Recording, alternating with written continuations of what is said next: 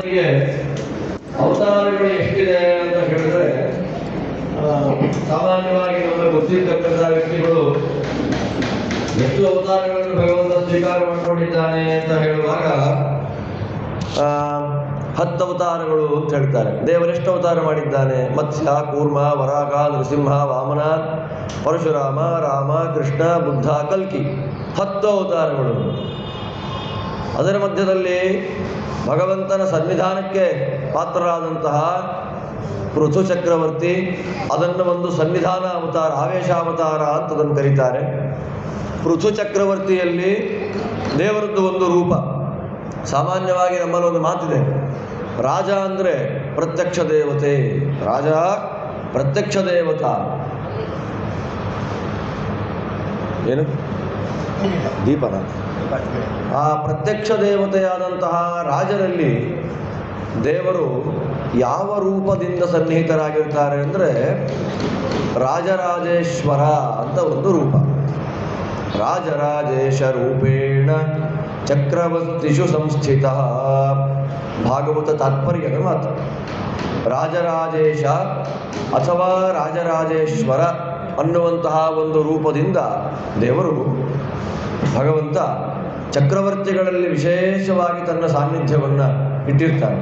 ಆದ್ದರಿಂದ ಪೃಥು ಚಕ್ರವರ್ತಿಗಳು ದೇವರ ಸ್ವರೂಪಾವತಾರವಲ್ಲ, ದೇವರೇ ಅಲ್ಲ, ದೇವರ ಒಂದು ರಾಜರಾಜೇಶ ರೂಪದ ಸನ್ನಿಧಾನ. ಅದಾದ ಮೇಲೆ ಕೆಲವರು ಭಗವಂತನ ಅವತಾರಗಳಲ್ಲಿ ಬಲರಾಮ ಒಂದು ಅವತಾರ ಅಂತ ಹೇಳ್ತಾರೆ. ಆದರೆ ಬಲರಾಮ ಸ್ವರೂಪಾವತಾರ ಅಲ್ಲ. ಬಲರಾಮ ಯಾರು? ಶೇಷ. ಶೇಷನ ಅವತಾರ ಬಲರಾಮ. ಅಂತಹ ಬಲರಾಮನಲ್ಲಿ ಭಗವಂತನದ್ದು ಒಂದು ರೂಪ ಇದೆ. ಯಾವುದು? ಶ್ವೇತ ಅಂತ ಒಂದು ಭಗವಂತನ ರೂಪ. ಶಂಖಚಕ್ರ ಬೃಧಿಶೇಷ ಶ್ವೇತಾತ್ಮ ಭಗವಾನ್ ಹರಿ ಆವಿಷ್ಟ ಶುಕ್ಲಕೇಶೇಣ ಶೇಷಾಂಶಂ ರೋಹಿಣಿ ಸುತಂ ಅನ್ನುವ ಪ್ರಮಾಣ ವಾಕ್ಯದಂತೆ ಶೇಷಾಂಶರಾದಂತಹ ರೋಹಿಣಿಯ ಮಗನಾದಂತಹ ಬಲರಾಮನಲ್ಲಿ ಭಗವಂತನದ್ದು ಶ್ವೇತ ಅನ್ನುವಂತಹ ಒಂದು ರೂಪ ಪ್ರವೇಶ ಮಾಡಿದೆ. ಆದ್ದರಿಂದ ಸ್ವರೂಪಾವತಾರಗಳಲ್ಲಿ ಮಧ್ಯದಲ್ಲಿ ಯಾವ ಅವತಾರ ಹೇಳಿದ್ರಲ್ಲಿ? ಬಲರಾಮ, ಪೃಥು ಚಕ್ರವರ್ತಿ, ಇವರಿಬ್ಬರು. ಇದಾದ ಮೇಲೆ ಇನ್ನೊಂದು ಕನ್ಫ್ಯೂಸ್ ಆಗುವಂಥ ಮಾತು, ನರನಾರಾಯಣ ಅಂತ ಹೇಳ್ತೀವಲ್ಲ, ಅದರಲ್ಲಿ ನಾರಾಯಣ ಅನ್ನೋದು ಭಗವಂತನ ಸ್ವರೂಪ ಅವತಾರ. ಅವನ ಜೊತೆಯಲ್ಲೇ ಇರುವ ನರ ಯಾರು? ನರನಲ್ಲಿ ಭಗವಂತನ ಸನ್ನಿಧಾನ. ನರೇ ವಿಷ್ಣು ಸಮಾವಿಷ್ಟ. ನರನಲ್ಲಿ ಭಗವಂತನ ಸನ್ನಿಧಾನ. ಆ ನರ ಯಾರ ಅವತಾರ? ಶೇಷ ಅವತಾರ. ಇಂದ ಈ ಮಧ್ಯದಲ್ಲಿ ಸೇರಿಸುವಾಗ ಹೇಳಿಬಿಡ್ತಾರೆ, ಭಗವಂತನ ಸ್ವರೂಪಾವತಾರಗಳಿಷ್ಟು ಸಾಮಾನ್ಯವಾಗಿ. ಯಾಕೆ ಅವತಾರಗಳ ಬಗ್ಗೆ ಯಾಕೆ ತಿಳ್ಕೊಳ್ಬೇಕು? ಶಾಸ್ತ್ರ ಆದೇಶ ಮಾಡುತ್ತೆ, ಅವತಾರಾನ್ ಹರೇರ್ಜ್ಞಾತ್ವಾ ನಾವತಾರಾನ್ ಹರೇಶ್ಚಯೇ ತಥಾ ವೇಷಾನ್ ತಥಾ ಸಮ್ಯಕ್ ಜ್ಞಾತ್ವಾ ಮುಕ್ತಿರ್ನ ಚಾನ್ಯಥ. ಮೋಕ್ಷಕ್ಕೆ ಉಪಯೋಗವಾಗುವಂತಹ ತತ್ವಜ್ಞಾನದಲ್ಲಿ ಅತ್ಯಂತ ಪ್ರಧಾನವಾದದ್ದು ಅವತಾರಗಳ ಜ್ಞಾನ. ಅವತಾರಗಳ ಬಗ್ಗೆ ನಮಗೆ ಚೆನ್ನಾಗಿ ಗೊತ್ತಿದ್ದಾಗ ಮಾತ್ರ ಅದು ಮೋಕ್ಷಕ್ಕೆ ಉಪಯೋಗ ಆಗುವಂತಹ ಒಂದು ಜ್ಞಾನ ಆಗುತ್ತೆ. ಯಾವುದು ಸ್ವರೂಪ ಅವತಾರ, ಎಲ್ಲಿ ಸನ್ನಿಧಾನ, ಎಲ್ಲಿ ಆವೇಶ, ಅದೆಲ್ಲವನ್ನ ಬೈಫರ್ಕೇಟ್ ಮಾಡಿ ನಾವು ತಿಳ್ಕೊಳ್ಬೇಕು. ಸನ್ನಿಧಾನ ಅಂತಂದ್ರೆ ಇಡೋದು, ಆವೇಶ ಅಂತಂದ್ರೆ ಅದು ಬಂದು ಹೋಗುವಂಥದ್ದು. ಆವೇಶ ನಿರಂತರ ಆವೇಶ ಅಲ್ಲ, ಕೆಲವು ಕಾಲ ಇರುತ್ತೆ, ಕೆಲವು ಕಾಲ ಹೋಗ್ಬಿಡುತ್ತೆ. ಸನ್ನಿಧಾನ ಅಂತಂದ್ರೆ ಆ ರೂಪ ಇರೋ ತನಕ ಸನ್ನಿಧಾನ ಇರುತ್ತೆ. ಶೇಷದೇವರಲ್ಲಿ ಸನ್ನಿಧಾನ. ಯಾವ ಸನ್ನಿಧಾನ? ಈಗಿನ್ನೂ ಹೇಳಿದ್ವಿ. ಶುಕ್ಲಕೇಶ ಅಂತ ಕರಿತೀವಲ್ಲ, ಅದಕ್ಕೆ ಶ್ವೇತ ಅಂತ ಹೆಸರು. ಆ ರೂಪದ ವಿಶೇಷವಾದಂತಹ ಸನ್ನಿಧಾನ ಎಷ್ಟು ವರ್ಷ ಇತ್ತು? ಬಲರಾಮ ದೇವರಲ್ಲಿ 2 ವರ್ಷ ಸನ್ನಿಧಾನ ಇತ್ತು, ಮತ್ತೆ ಹೊರಟೋಯ್ತು. ಇಲ್ಲ, ಬಲರಾಮ ದೇವರಲ್ಲಿ ಸನ್ನಿಧಾನ ಎಷ್ಟು ವರ್ಷ ಇತ್ತು? ನಿರಂತರವಾಗಿ ಬಲರಾಮ ಅವತಾರ ಸಮಾಪ್ತಿ ಆಗೋ ತನಕ ಇತ್ತು ಸನ್ನಿಧಾನ. ಇಂದ ಸನ್ನಿಧಾನ ಎಲ್ಲಿದೆ, ಆವೇಶ ಎಲ್ಲಿದೆ, ಸ್ವರೂಪಾವತಾರಗಳು ಯಾವುದು ತಿಳ್ಕೊಳ್ಬೇಕಾಗುತ್ತೆ. ಆದ್ದರಿಂದ ಪರಮಾತ್ಮನೇ ಸತತಮೇಕ ರೂಪಿಣೆ ದಶರೂಪಿಣೆ ಶತ ಸಹಸ್ರ ರೂಪಿಣೆ ಅವಿಕಾರಿಣೆ ಸ್ಫುಟಮನಂತ ರೂಪಿಣೆ ಸುಖಚಿತ್ ಸಮಸ್ತತನವೇ ನಮೋ ನಮಃ. ಮೊದಲು ಭಗವಂತನದ್ದು ಒಂದು ರೂಪ ಇತ್ತು, ಒಂದು ರೂಪ. ಆ ಒಂದು ರೂಪವನ್ನು ಏನು ಕರೀತಾರೆ? ಶೂನ್ಯ. ಆ ಶೂನ್ಯ ರೂಪಕ್ಕೆ ಪದ್ಮನಾಭ ಅಂತ ಹೆಸರು. ಅದರಿಂದ ಪದ್ಮನಾಭ ರೂಪದಿಂದ ಭಗವಂತನದ್ದು ಮೂಲ ರೂಪ ಹೊರಗೆ ಬಂತು. ನೋಡಿ, ಪದ್ಮನಾಭನೇ ಮೂಲ ರೂಪ ಅಲ್ವಾ, ಅದರಿಂದ ಇನ್ನೊಂದು ಮೂಲ ರೂಪ ಯಾವುದು ಬಂತು, ಅವನು ತಗೊಂಡ. ಆ ಮೂಲ ರೂಪಕ್ಕೆ ಹೆಸರೇನು? ಮೂಲಮಂತ್ರ ಅಂತೀವಿ. ಯಾವುದು ಮೂಲಮಂತ್ರ? ಅಷ್ಟಾಕ್ಷರ ಮಂತ್ರ. ನಾರಾಯಣ ಅನ್ನೋದು ಭಗವಂತನದ್ದು ಮೂಲ ರೂಪ. ಯಾಕೆ ಅಂದರೆ ನಮಗೆ ಪದ್ಮನಾಭ ರೂಪವನ್ನು 100% ನೋಡೋಕ್ಕಾಗಲ್ಲ. ಭಾಗವತ ಹೇಳುತ್ತೆ, ಪಶ್ಯಂತದೋ ರೂಪಮದಭ್ರಚಕ್ಷುಷಃ ಅಂತ. ಮುಕ್ತರು ಮಾತ್ರ, ಆ ಮುಕ್ತರಲ್ಲಿ ಬ್ರಹ್ಮದೇವರು ಮಾತ್ರ ಈ ಪದ್ಮನಾಭನ ರೂಪವನ್ನು ವಿಸ್ತಾರವಾಗಿ ದರ್ಶನ ಮಾಡ್ತಾರೆ. ಬೇರೆಯವ್ರಿಗೆ ಆ ಯೋಗ್ಯತೆ ಇಲ್ಲ. ಅದಕ್ಕೆ ನಾವೆಲ್ಲ ಏನು ಮಾಡಬೇಕು? ನಾರಾಯಣನನ್ನ ಮೂಲ ರೂಪ ಅಂತ ಇಟ್ಟುಕೊಂಡು ದರ್ಶನವನ್ನು ಮಾಡಬೇಕು. ಆದ್ದರಿಂದ ಭಗವಂತನದ್ದು ಮೂಲ ರೂಪ ಅಂತ ಯಾವುದಿಲ್ಲಿ? ನಾರಾಯಣ. ಶೂನ್ಯ, ಪದ್ಮನಾಭ. ಪದ್ಮನಾಭ ಆದಮೇಲೆ ಮತ್ತೆ ಭಗವಂತ ಯಾವ ರೂಪದಿಂದ ಬಂದ? ನಾರಾಯಣ. ಆದ್ದರಿಂದಲೇ ಸಮಸ್ತ ಪ್ರಪಂಚ ಓಂಕಾರದಲ್ಲಿದೆ ಅಂತ ಹೇಳ್ತಾರೆ. ಆ ಓಂಕಾರದ 8 ಅಕ್ಷರ ಅಕಾರ ಉಕಾರ ಮಕಾರ ನಾದ ಬಿಂದು ಕಲಶಾಂತ ಅತಿಶಾಂತಗಳಿಂದ ಓಂ ನಮೋ ನಾರಾಯಣಾಯ ಅನ್ನುವ ಅಷ್ಟಾಕ್ಷರ ಮಂತ್ರ ಹೊರಗೆ ಬಂತು. ಆದ್ದರಿಂದ ನಾರಾಯಣ ಅನ್ನುವ ಶಬ್ದಕ್ಕೆ ಎಷ್ಟು ಬೇಕಾದರೂ ಅರ್ಥ ಮಾಡ್ತಾ ಇರ್ಬೋದು, ನಮ್ಮ ಯೋಗ್ಯತೆ ಇದ್ದಷ್ಟು. ನಮಗೆ ಒಂದೇ ಒಂದು ಯೋಗ್ಯತೆ ಅಂದರೆ ಒಂದು ಸಾಕು ಅಂತ. ನಮ್ಮ ಯೋಗ್ಯತೆ ಎಷ್ಟು ನಮಗೆ ಗೊತ್ತು. ನಮ್ಮ ಯೋಗ್ಯತೆ ಎಷ್ಟು ಉಪಾಸನೆ ಮಾಡಲಿಕ್ಕೆ? ಸತ್ ಚಿತ್ ಆನಂದ ಆತ್ಮ. ಸಚ್ಚಿದಾನಂದ ಆತ್ಮೇತಿ ಮಾನುಷೈಸ್ತು. ಅಷ್ಟೇ. 1 ಕೋಟಿ ಸಲ ನಾವು ಭಾಗವತವನ್ನು ಕೇಳಿದರೂ ಕೂಡ ದೇವರು ನಮ್ಮನ್ನು ಒಂದು ಚೌಕಟ್ಟಿನ ಒಳಗೆ ತುರುಕು ಬಿಟ್ಟಿದ್ದಾನೆ. ಆ ಚೌಕಟ್ಟಿಗೆ ಸಿಗೋ ಅಂಥದ್ದು 4 ಗುಣ. ದೇವರನ್ನು ನಾವೇನಂತ ಉಪಾಸನೆ ಮಾಡಬೇಕು? ಸತ್. ಸತ್ ಅಂದ್ರೆ ಅರ್ಥ ಏನು? ತುಂಬ ಚೆನ್ನಾಗಿ ಹೇಳ್ತಾರೆ. ಸತ್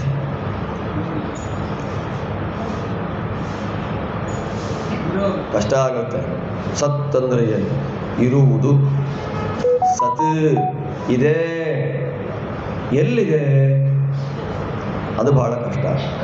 ಅದಕ್ಕೆ ಉತ್ತರ ಕೊಡ್ತು. ಎಲ್ಲಿದೆ ಅಂತ ಲಿಸ್ಟ್ ಮಾಡ್ತಾ ಕೂತ್ಕೊಂಡ್ರೆ ಬುಕ್ಸ್ ಮುಗಿದೋಗುತ್ತೆ. ಎಲ್ಲಿ ಇಲ್ಲ ಅಂತ ನೀವು ಫಸ್ಟ್ ಹೇಳಿ ಅಂತ. ಅದಕ್ಕೆ ಹೇಳಿದ್ರು, ಯಚ್ಚ ಕಿಂಚಿತ್ ಜಗತ್ ಸರ್ವಂ ದೃಶ್ಯತೆ ಶ್ರೂಯತೆ ಪಿವ ಅಂತರ್ಬಹಿಶ್ಚ ತತ್ಸರ್ವಂ ವ್ಯಾಪ್ಯ. ಪದ್ಮನಾಭ ಸ್ಥಿತ ಅಂತ ಹೇಳಲಿಲ್ಲ, ವಿಷ್ಣು ಸ್ಥಿತ ಅಂತ ಹೇಳಲಿಲ್ಲ, ಹರಿಸ್ಥಿತ ಅಂತ ಹೇಳಲಿಲ್ಲ. ಯಾವ ರೂಪದಿಂದ ಭಗವಂತನ ವ್ಯಾಪ್ತಿ? ನಾರಾಯಣ ರೂಪದಿಂದ ಭಗವಂತನ ವ್ಯಾಪ್ತಿ. ಆದ್ದರಿಂದ ಸತ್, ಎಲ್ಲ ಪದಾರ್ಥಗಳು ಇರೋ ಜಾಗದಲ್ಲಿ ನಾರಾಯಣ ಇದ್ದಾನೆ. ಎಲ್ಲ ಪದಾರ್ಥಗಳಿಗೂ ಎಂಡಂತ ಒಂದಿದೆ, ಯಾವುದೂ ಇಲ್ಲ ಅಂತ. ಆ ಜಾಗದಲ್ಲೂ ದೇವರಿದ್ದಾನೆ. ಆದ್ದರಿಂದ ಭಗವಂತನಿಗೆ ಅನಂತ ಅಂತ ಕರೀತಾರೆ. ದೇವರು ಎಷ್ಟು ರೂಪಗಳಿಂದ ಅನಂತ? ಯಾವುದರಿಂದ ಅನಂತ? ಇದಕ್ಕೆ ನಾವು 3ರಿಂದ ಅನಂತ ಅಂತೀವಿ. ಯಾವ್ಯಾವ್ದು 3? ದೇಶತಃ, ಕಾಲತಃ, ಗುಣತಃ. ಅದರಲ್ಲಿ ದೇಶತಃ ಅನಂತ ಅಂದ್ರೆ ಅರ್ಥ ಏನು? ನಾವಿಲ್ಲಿದ್ದೀವಿ, ಆ ಪಕ್ಕದ ಜಾಗದಲ್ಲಿ ನಾವಿಲ್ಲ ಅಲ್ವಾ? ಮನಸ್ಸಿರ್ಬೋದು, ನಾವಿಲ್ಲ. ಏಕಕಾಲದಲ್ಲಿ ಅನಂತ ಜಾಗದಲ್ಲಿ ಇರೋನು ಒಬ್ಬನೇ, ನಾರಾಯಣ ಒಬ್ಬನೇ. ಕೆಲವು ಕಡೆ ಜಾಗವೂ ಇರಲ್ಲ, ಸ್ಪೇಸೇ ಇರಲ್ಲ. ಅಂದರೆ ಸ್ಪೇಸ್ ಇಲ್ಲ ಅಂದರೆ ಅವ್ಯಾಕೃತ ಆಕಾಶ ಬಿಟ್ಟು ಪ್ರಾಕೃತವಾದ ಆಕಾಶ. ಅವ್ಯಾಕೃತ ಆಕಾಶ, ಪ್ರಾಕೃತವಾದ ಆಕಾಶದಲ್ಲೂ ದೇವರಿದ್ದಾರೆ, ಅವ್ಯಾಕೃತ ಆಕಾಶದಲ್ಲೂ ದೇವರಿದ್ದಾರೆ. ಅವ್ಯಾಕೃತ ಆಕಾಶದ ಹೊರಗೂ ಭಗವಂತ. ಇದು ಕಲ್ಪನೆಗೆ ಬರೋದೇ ಇಲ್ಲ. ಅವ್ಯಾಕೃತ ಆಕಾಶದ ಹೊರಗೆ ಅಂದರೆ ಸಾಧಾರಣ ಇಲ್ಲಿಂದ ಎಷ್ಟು ಲೈಟ್ ಇಯರ್ಸ್ ಆಗುತ್ತೆ ಅಂತ ಯಾರಾದರೂ ಕೇಳಿದ್ರೆ ಹೋಗಿ ಬಂದವರು ಹೇಳ್ಬೋದೇನೋ ಗೊತ್ತಿಲ್ಲ. ಅಷ್ಟು ದೂರದ ಪ್ರದೇಶದಲ್ಲೂ ದೇವರಿದ್ದಾನೆ. ಆದ್ದರಿಂದ ಅವನಿಗೆ ಸತ್. ಮತ್ತೆ ಕಾಲಕ್ಕೆ ಸೃಷ್ಟಿ ಇಲ್ಲ. ಕಾಲ ಅನಾದಿ ಅನಂತ. ಕೆಲವು ಪದಾರ್ಥಗಳಿಗೆ ಸೃಷ್ಟಿ ಇಲ್ವಂತೆ, ಅದು ಅನಾದಿ ಅನಂತ. ಅದನ್ನು ಅಭಿವ್ಯಕ್ತಿ ಮಾಡೋದಷ್ಟೇ. ಯಾವುದು? ದ್ರವ್ಯ, ಕರ್ಮ, ಕಾಲ, ಸ್ವಭಾವ, ಜೀವ. ಈ 5ಕ್ಕೆ ಸೃಷ್ಟಿ ಅಂತ ಅನ್ನೋದಿಲ್ಲ. ಹೊಸದಾಗಿ ಅದನ್ನು ನಿರ್ಮಾಣ ಮಾಡಿದ್ದು ಅಂತಿಲ್ಲ. ಅದು ದೇವರು ಯಾವತ್ತಿಂದ ಇದಾನೋ ಈ 5 ಅವತ್ತಿಂದ ಇದೆ. ನಮಗೂ ದೇವರಿಗೂ ಕೂಡ ಯಾವತ್ತಿಂದ ನಾವು ದೇವರು ಒಟ್ಟಿಗೆ ಇದ್ದೀವಿ ಅಂತಂದರೆ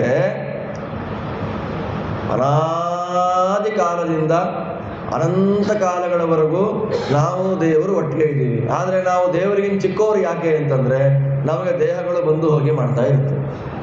ದೇವರಿಗೆ ಅದಿಲ್ಲ. ಆದ್ದರಿಂದ ದ್ರವ್ಯಗಳು, ಪಂಚಭೂತಾದಿಗಳು ಸೂಕ್ಷ್ಮ ರೂಪದಿಂದ ಯಾವಾಗಲೂ ಇರುತ್ತೆ. ಅದಕ್ಕೆ ಅಭಿವ್ಯಕ್ತಿ ಕೊಡೋದನ್ನೇನು ಕರೀತಾರೆ? ಸೃಷ್ಟಿ. ದ್ರವ್ಯ, ಕರ್ಮ. ಆ ಕರ್ಮಗಳು ಅಂತ ಅನ್ನೋದೇ ಕಷ್ಟ. ಆ ಕರ್ಮದಲ್ಲಿ ಎಷ್ಟು ವಿಭಾಗ ಇದೆ? ಕೃಷ್ಣಗೀತೆ ಹೇಳ್ತಾನಲ್ಲ ಕರ್ಮ ವಿಭಾಗದಲ್ಲಿ, ಕರ್ಮ, ಅಕರ್ಮ, ವಿಕರ್ಮೇತಿ ಕವಯೋಪ್ಯತ್ರ ಕಿಂಕರ್ಮ ಕಿಮಕರ್ಮೇತಿ ಕವಯೋಪ್ಯತ್ರ ಮೋಹಿತ. ಕೆಲವು ಕರ್ಮ ಅಂತ ಇದೆ, ಕೆಲವು ಅಕರ್ಮ ಅಂತ ಇದೆ, ಕೆಲವು ವಿಕರ್ಮ ಅಂತ ಇದೆ. ಸಾಮಾನ್ಯವಾಗಿ ವಿಭಾಗ ಮಾಡಿದ್ರೆ ಕರ್ಮ, ಅಕರ್ಮ, ವಿಕರ್ಮ. ಕರ್ಮ ಅಂದ್ರೇನು? ಮಾಘ ಮಾಸದಲ್ಲಿ ಹುಣ್ಣಿಮೆಯ ಒಳಗೆ ಸೂರ್ಯೋದಯ ಪೂರ್ವದಲ್ಲಿ ಏನು ಮಾಡಬೇಕು? ಸ್ನಾನ ಮಾಡಬೇಕು. ಅದನ್ನು ಏನು ಕರೀತಾರೆ? ಕರ್ಮ. ಅದೇ ಅಕರ್ಮ. ಅಕರ್ಮ ಅಂದ್ರೇನು? ಮಾಡಬಾರದ್ದು. ನಾನು ಮಾಘ ಮಾಸದಲ್ಲಿ 9 ಗಂಟೆಗೆ ಮಾಡ್ತೀನಿ, ನೀವ್ಯಾರು ನಾನು ಕೇಳೋಕ್ಕೆ? ನೀವ್ಯಾರ್ರಿ? ನನ್ನಿಷ್ಟ ರೀ, ನನ್ನ ಕೇಳಕ್ಕೆ ನೀವ್ಯಾರು? ಅದೇನು ಅವಾಗಲೇ ಮಾಡಬೇಕು ಅಂತ ಶಾಸ್ತ್ರ ಇದೆಯಾ? ಸ್ನಾನ ಮಾಡಿದ್ರೆ ಸಾಕು ಮಾಘ ಮಾಸದಲ್ಲಿ. ಹಾಗೆ 9 ಗಂಟೆಗೆ ಸ್ನಾನ ಮಾಡುವುದನ್ನು ಏನು ಕರೀತಾರೆ? ಅಕರ್ಮ. ನಾನು ಮಾಘದಲ್ಲಿ ಮಾಡಲ್ಲಪ್ಪ, ನಾನು ಜ್ಯೇಷ್ಠ ಮಾಸದಲ್ಲಿ ಮಾಡ್ತೀನಿ, ಬೆಳಗ್ಗೆ ಬೇಗೆದ್ದು. ಜನ ಇರ್ತಾರಲ್ಲ, ಇದನ್ನು ಏನು ಕರೀತಾರೆ? ವಿಚಿತ್ರ. ಅದು ವಿಕರ್ಮ, ಅದು ವಿರುದ್ಧ ಕರ್ಮ. ಮಾಘದಲ್ಲೇ ಸ್ನಾನ ಮಾಡುವಾಗ ಬೆಳಗ್ಗೆ ಯಾವಾಗ ಸ್ನಾನ ಮಾಡಬೇಕು ಅಂತ ಹೇಳುತ್ತೆ, ಆಗ ಮಾಡಿದರೆ ಕರ್ಮ. ಆ ಟೈಮನ್ನು ಮೀರಿ ಮಾಡಿದ್ರೆ ಅಕರ್ಮ. ನಾನು ಜ್ಯೇಷ್ಠ ಮಾಸದಲ್ಲಿ ಮಾಡ್ತೀನಿ. ಈಗ ಸ್ನಾನ ಮಾಡಲಿಕ್ಕೆ ಇರತಕ್ಕಂಥ ಮಾಸಗಳು 4 ಅಂತ ಸಾಮಾನ್ಯ. ಅದ್ರ ಆಷಾಢವನ್ನು ತೆಗೆದುಬಿಟ್ಟಿದ್ದಾರೆ. ಆಷಾಢ ಅಂತ ಇದೆ ಆ್ಯಕ್ಚುಯಲ್ ಆಗಿ. ಅದನ್ನು ಬ್ರ್ಯಾಕೆಟಲ್ಲಿ ಗೌಣ ಅಂತ ಮಾಡಿದ್ರು ಕೂಡ ವೈಶಾಖ ಸ್ನಾನ, ಕಾರ್ತೀಕ ಸ್ನಾನ, ಮಾಘ ಸ್ನಾನ ಇಟ್ಕೊಂಬೋಣ ಆಕಾಶ ಪಕ್ಕದಲ್ಲಿ ಆಷಾಢ ಮಾಸವನ್ನು. ಈ 3 ಮಾಸಗಳು ವಿಶೇಷವಾಗಿ ಸ್ನಾನ ಮಾಡಲಿಕ್ಕೆ ಯೋಗ್ಯವಾದ ಮಾಸಗಳು. ನಾನು ಈ 3 ಬಿಟ್ಟು ಆಶ್ವಯುಜದಲ್ಲಿ ಮಾಡ್ತೀನಿ, ಬೆಳಗ್ಗೆ ಬೇಗ 4 ಗಂಟೆಗೆ ಎದ್ದು. ಬರಲ್ಲ. ಸ್ನಾನಕ್ಕೆ ವಿಹಿತವಾದ ಮಾಸಗಳಲ್ಲಿ ಸಂಕಲ್ಪಪೂರ್ವಕವಾಗಿ ಮಾಡದೆ, ನಾನು ಜ್ಯೇಷ್ಠದಲ್ಲಿ ಮಾಡಿದೆ, ಭಾದ್ರಪದದಲ್ಲಿ ಮಾಡಿದೆ ಅನ್ನೋದು ಏನು ಕರೀತಾರೆ? ವಿಕರ್ಮ. ಇದು ಒಂದು ಉದಾಹರಣೆ ಕೊಟ್ಟೆ ಅಷ್ಟೇ. ಸಂಧ್ಯಾ ವಂದನೆಗೊಂದು ಟೈಮ್ ಕೊಟ್ಟರು. ಸಂಧ್ಯಾ ವಂದನೆಗೊಂದು ಟೈಮ್ ಕೊಟ್ಟರು. ಎಷ್ಟು ಗಂಟೆಗೆ ಮಾಡಬೇಕು? ಸೂರ್ಯ ಸರಿ ಮಾರ್ಜಿನ್ ಕೊಟ್ಟರು. ಎಷ್ಟು ಗಂಟೆ ತನಕ? 9 ಗಂಟೆ ತನಕ ಮಾರ್ಜಿನ್ ಕೊಟ್ಟರು. ಆವಾಗದು ಮಾರ್ಜಿನ್ ಅಂದರೆ ಅಕರ್ಮದಲ್ಲೇ ಬರುತ್ತೆ. ನಂಗೆ ಫ್ರೀ ಆಗಿದ್ದೆ 11:30. ನಾನು ಪ್ರಾತಃ ಸಂಧ್ಯಾ ವಂದನೆ 11:30 ಮಾಡಿದೆ. ಅದೇನಾಯಿತು? ವಿಕರ್ಮ. ಊಟಕ್ಕೊಂದು ಟೈಮ್ ಕೊಟ್ಟರು ಶಾಸ್ತ್ರದಲ್ಲಿ. ಎಷ್ಟು ಗಂಟೆಗೆ? ಪೂರ್ವಾಹ್ನ ದಾಟಿದೆ, ಮಧ್ಯಾಹ್ನ ಬಂದಿದೆ, ಅಪರಾಹ್ನದ ಒಳಗೆ ಮಾಡಿದ್ವಿ ಊಟ. ಯಾವಾಗ ಮಾಡಬೇಕು? ಅಪರಾಹ್ನ ಆಗಬಾರ್ದು. ಅಪರಾಹ್ನದ ಒಳಗೆ, ಮಧ್ಯಾಹ್ನದ ಒಳಗೆ. ಮಧ್ಯಾಹ್ನ, ಅಪರಾಹ್ನ, ಅದರ ಮಧ್ಯದಲ್ಲಿ ಊಟ ಮಾಡಬೇಕು. ನಾನು ಮಾಡೋದೇ 4 ಗಂಟೆಗೆ. ಊಟಕ್ಕೆ ಕೊಟ್ಟ ಸಮಯವನ್ನು ಮೀರಿ ಮಾಡಿದ್ದು ವಿಕರ್ಮ. 12 ಗಂಟೆಗೆ ಮಾಡಿದೆ ಮಧ್ಯರಾತ್ರಿ, ಅದು ವಿಕರ್ಮ. ಈ ಥರ ಎಲ್ಲದರಲ್ಲೂ ಇದೆ. ವಿಕರ್ಮಗಳನ್ನು ಮಾಡುವವರು ಯಾರು? ದೈತ್ಯರುಗಳು. ಅಕರ್ಮಗಳನ್ನು ಮಾಡುವವರು ಯಾರು? ರಾಜಸರುಗಳು. ಕರ್ಮಗಳನ್ನು ಮಾಡುವರು ಯಾರು? ಸಾತ್ವಿಕರು. ಸಾತ್ವಿಕ ರಾಜಸ ತಾಮಸ ಜೀವಿಗಳಿಗೆ ಅವರವರಿಗೆ ಯೋಗ್ಯವಾದ ಕರ್ಮಗಳನ್ನು ಮಾಡಿಸ್ತಾ ಆ ಎಲ್ಲ ಕರ್ಮ ಫಲಗಳನ್ನು ತನ್ನ ಕಂಟ್ರೋಲ್ನಲ್ಲಿ ಇಟ್ಟುಕೊಂಡಿದ್ದಾನೆ. ಕರ್ಮ ನಿಯಾಮಕ, ಕರ್ಮ ಫಲಪ್ರದ. ಆದ್ದರಿಂದ ಕರ್ಮ ಅನಾದ್ಯನಂತ ಕಾಲಗಳವರೆಗೂ ಜೀವ ಸ್ವಭಾವದಲ್ಲೇ ಇದ್ದರೂ ಕೂಡ ಆ ಜೀವರ ಎಕ್ಸಿಸ್ಟೆನ್ಸ್ ಯಾರ ಅಧೀನ? ದೇವರ ಅಧೀನ. ಆದ್ದರಿಂದ ಅವನು ಕಾಲತಃ, ದೇಶತಃ, ಗುಣತಃ ಅನಂತ. ದ್ರವ್ಯ, ಕರ್ಮ, ಅದಾದ ಮೇಲೆ ಕಾಲ. ಕಾಲ ಮತ್ತೆ ಅನಂತ ಆಯ್ತಲ್ಲ. ಆ ಅನಂತವಾದ ಕಾಲವನ್ನು ತನ್ನ ಕಂಟ್ರೋಲ್ನಲ್ಲಿ ಇಟ್ಕೊಳ್ಳೋದು ಹೇಗೆ? ಎಷ್ಟು ಹೇಳಿದರೂ ಕೂಡ ನಮಗೆ ಅರ್ಥ ಆಗೋದೇ ಇಲ್ಲ. ಕಾಲಾನಂತ್ಯದ ವಿಷಯದಲ್ಲಿ ನಾವೆಷ್ಟು ವ್ಯಾಖ್ಯಾನ ಮಾಡಿದರೂ ಕೂಡ ಅದು ಕೊನೆಗೆ ಬಂದು ನಿಲ್ಲೋದೇ ನೀವು ಹೇಳಿದ್ದೇನು ಅರ್ಥ ಆಗಲಿಲ್ಲ. ಯಾಕೆ ಅಂದರೆ ನಮಗೆ ಕಾಲದ ಮಿತಿ ನಮಗೆ ಗೊತ್ತು. ಆ ಕಾಲದ ಮಿತಿಯನ್ನು ಹೇಳುವಾಗ ಎಲ್ಲಿಂದ ಕಾಲ ಮಿತಿ ಆರಂಭ ಆಗುತ್ತೆ? ನಾವು ಇದ್ದಾಗಿಂದ ಆರಂಭ ಆಗುತ್ತೆ. ಕಾಲದ ಮಿತಿ ಎಲ್ಲಿಂದ ಆರಂಭ? ಶಾಸ್ತ್ರ ಒಡೆಯುತ್ತೆ. ಭಾಗವತ ಎಷ್ಟು ಸೂಕ್ಷ್ಮ ಕಾಲಗಳನ್ನು ಕೊಡ್ತಾರೆ ಅಂದರೆ ಹೊಡಿತಾ ಹೊಡಿತಾ ಹೊಡಿತಾ ಹೊಡಿತಾ ಹೊಡಿತಾ ಇದೊಂದು ದೊಡ್ಡ ಸಿದ್ಧಾಂತ. ಇದು ಪರಮಾಣುವನ್ನು ಹೊಡಿಬಹುದು. ಆಟಮ್ ಏನಿದೆ ಪರಮಾಣು, ಅದನ್ನು ಡಿವೈಡ್ ಮಾಡಬಹುದಾ? ಅದು ಅನ್ಡಿವೈಡ್ ವಸ್ತುನ ಅಂತ ತೀರ್ಮಾನ ಮಾಡಿಕೊಂಡ್ರೆ ಶ್ರೀಮದ್ ಆಚಾರ್ಯರು ಪರಮಾಣುವನ್ನು ಕೂಡ ಡಿವೈಡ್ ಮಾಡಬಹುದು, ಪರಮಾಣುವನ್ನು ಒಡೆಯಬಹುದು ಅಂತ ಹೇಳಿದ್ದಾರೆ ಅವತ್ತಿನ ಕಾಲಕ್ಕೆ. ಅದು ಇವತ್ತಿನ ಸೈನ್ಸ್ ಒಪ್ತಾ ಇದೆ. ಪರಮಾಣುವನ್ನು ನಾವು ಒಡೆಯಬಹುದು. ಅಣು, ಪರಮಾಣು, ಪರಪರಮಾಣು, ಪರಮತರ ಪರಮಾಣು, ಪರಮ ಪರತರ ಪರಮಾಣು ಅಂತ ಒಳಗೆ ಹೋಗ್ತಾ ಇರುತ್ತೆ. ಕಣ್ಣಿರ್ಬೇಕಷ್ಟೆ. ಕಾಲ ಎಲ್ಲಿಂದ ಆರಂಭ ಆಯಿತು? ಪರಮಾಣು ಕಾಲದಿಂದ ಆರಂಭ ಆಯಿತು. ಅದು ಕಣ್ಣಿಗೆ ಕಾಣಲ್ಲ, ಕಣ್ಣಿಗೆ ಕಾಣಲ್ಲ. ಆ ಪರಮಾಣುಗಳು ಎರಡು ಸೇರಿದಾಗ ಯಾವ ಕಾಲ ಆಯಿತು? ದ್ವೇಣುಕ ಅಂತ ಕರೀತಾರೆ. ನಮಗೆ ಅದೂ ಕಾಣಲ್ಲ. ಅಂದರೆ ಎರಡು ಆಟಮ್ಗಳು ಸೇರಿದಾಗ ಅದನ್ನು ದ್ವೇಣುಕ. ಆ ರೀತಿಯಾದ ದ್ವೇಣುಕಗಳು ಕೇಳಿಬಿಡಿ ಸಾಕಷ್ಟೇ. ಆ ರೀತಿಯಾದ ದ್ವೇಣುಕಗಳು ಮೂರು ಸೇರ್ತು, 6 ಪರಮಾಣುಗಳು ಸೇರಿದಾಗ ಅದನ್ನು ತ್ರೇಣುಕ ಅಂತ ಕರೀತಾರೆ. ತ್ರೇಣುಕ ಹೇಗಿರುತ್ತೆ ಗೊತ್ತಾ? ಈ ಉದಾಹರಣೆ ಕೊಡೋಕ್ಕಾಗಲ್ಲ ಇಲ್ಲಿ. ಮನೇಲಿ ಕಿಟಕಿ ಇರುತ್ತಲ್ಲ, ಬೆಳಗ್ಗೆ ಸೂರ್ಯನ ಕಿರಣ ಕಿಟಕಿ ಒಳಗೆ ಬಂದಾಗ ಚಿಕ್ಕ ಚಿಕ್ಕ ಪಾರ್ಟಿಕಲ್ಸ್ ಎಲ್ಲ ಹಾರಾಡ್ತಾ ಇರುತ್ತಲ್ಲ, ಅದೊಂದು ತ್ರೇಣುಕ ಅಂತ. ಅಲ್ಲಿಂದ ಕಣ್ಣಿಗೆ ಕಾಣೋದು ಆರಂಭ ತ್ರೇಣುಕ. ಪರಮಾಣು ಕಾಲ, ತ್ರೇಣುಕ ಕಾಲ, ತ್ರೇಣುಕ ಕಾಲ, ಚತರೇಣು ಕಾಲ.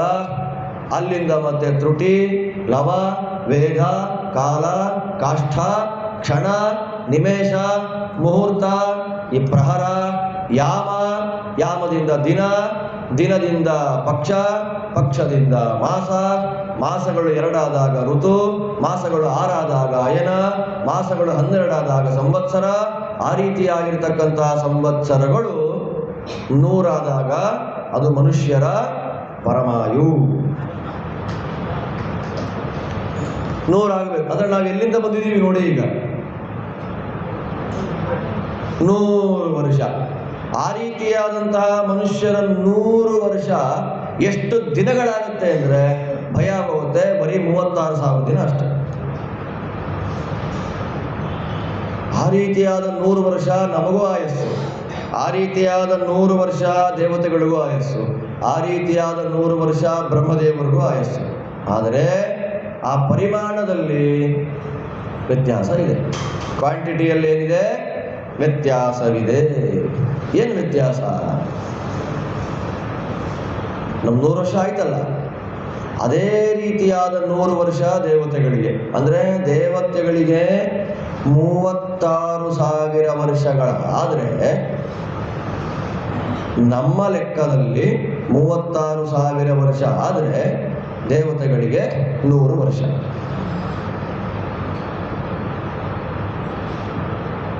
ಆಯ್ತಾ?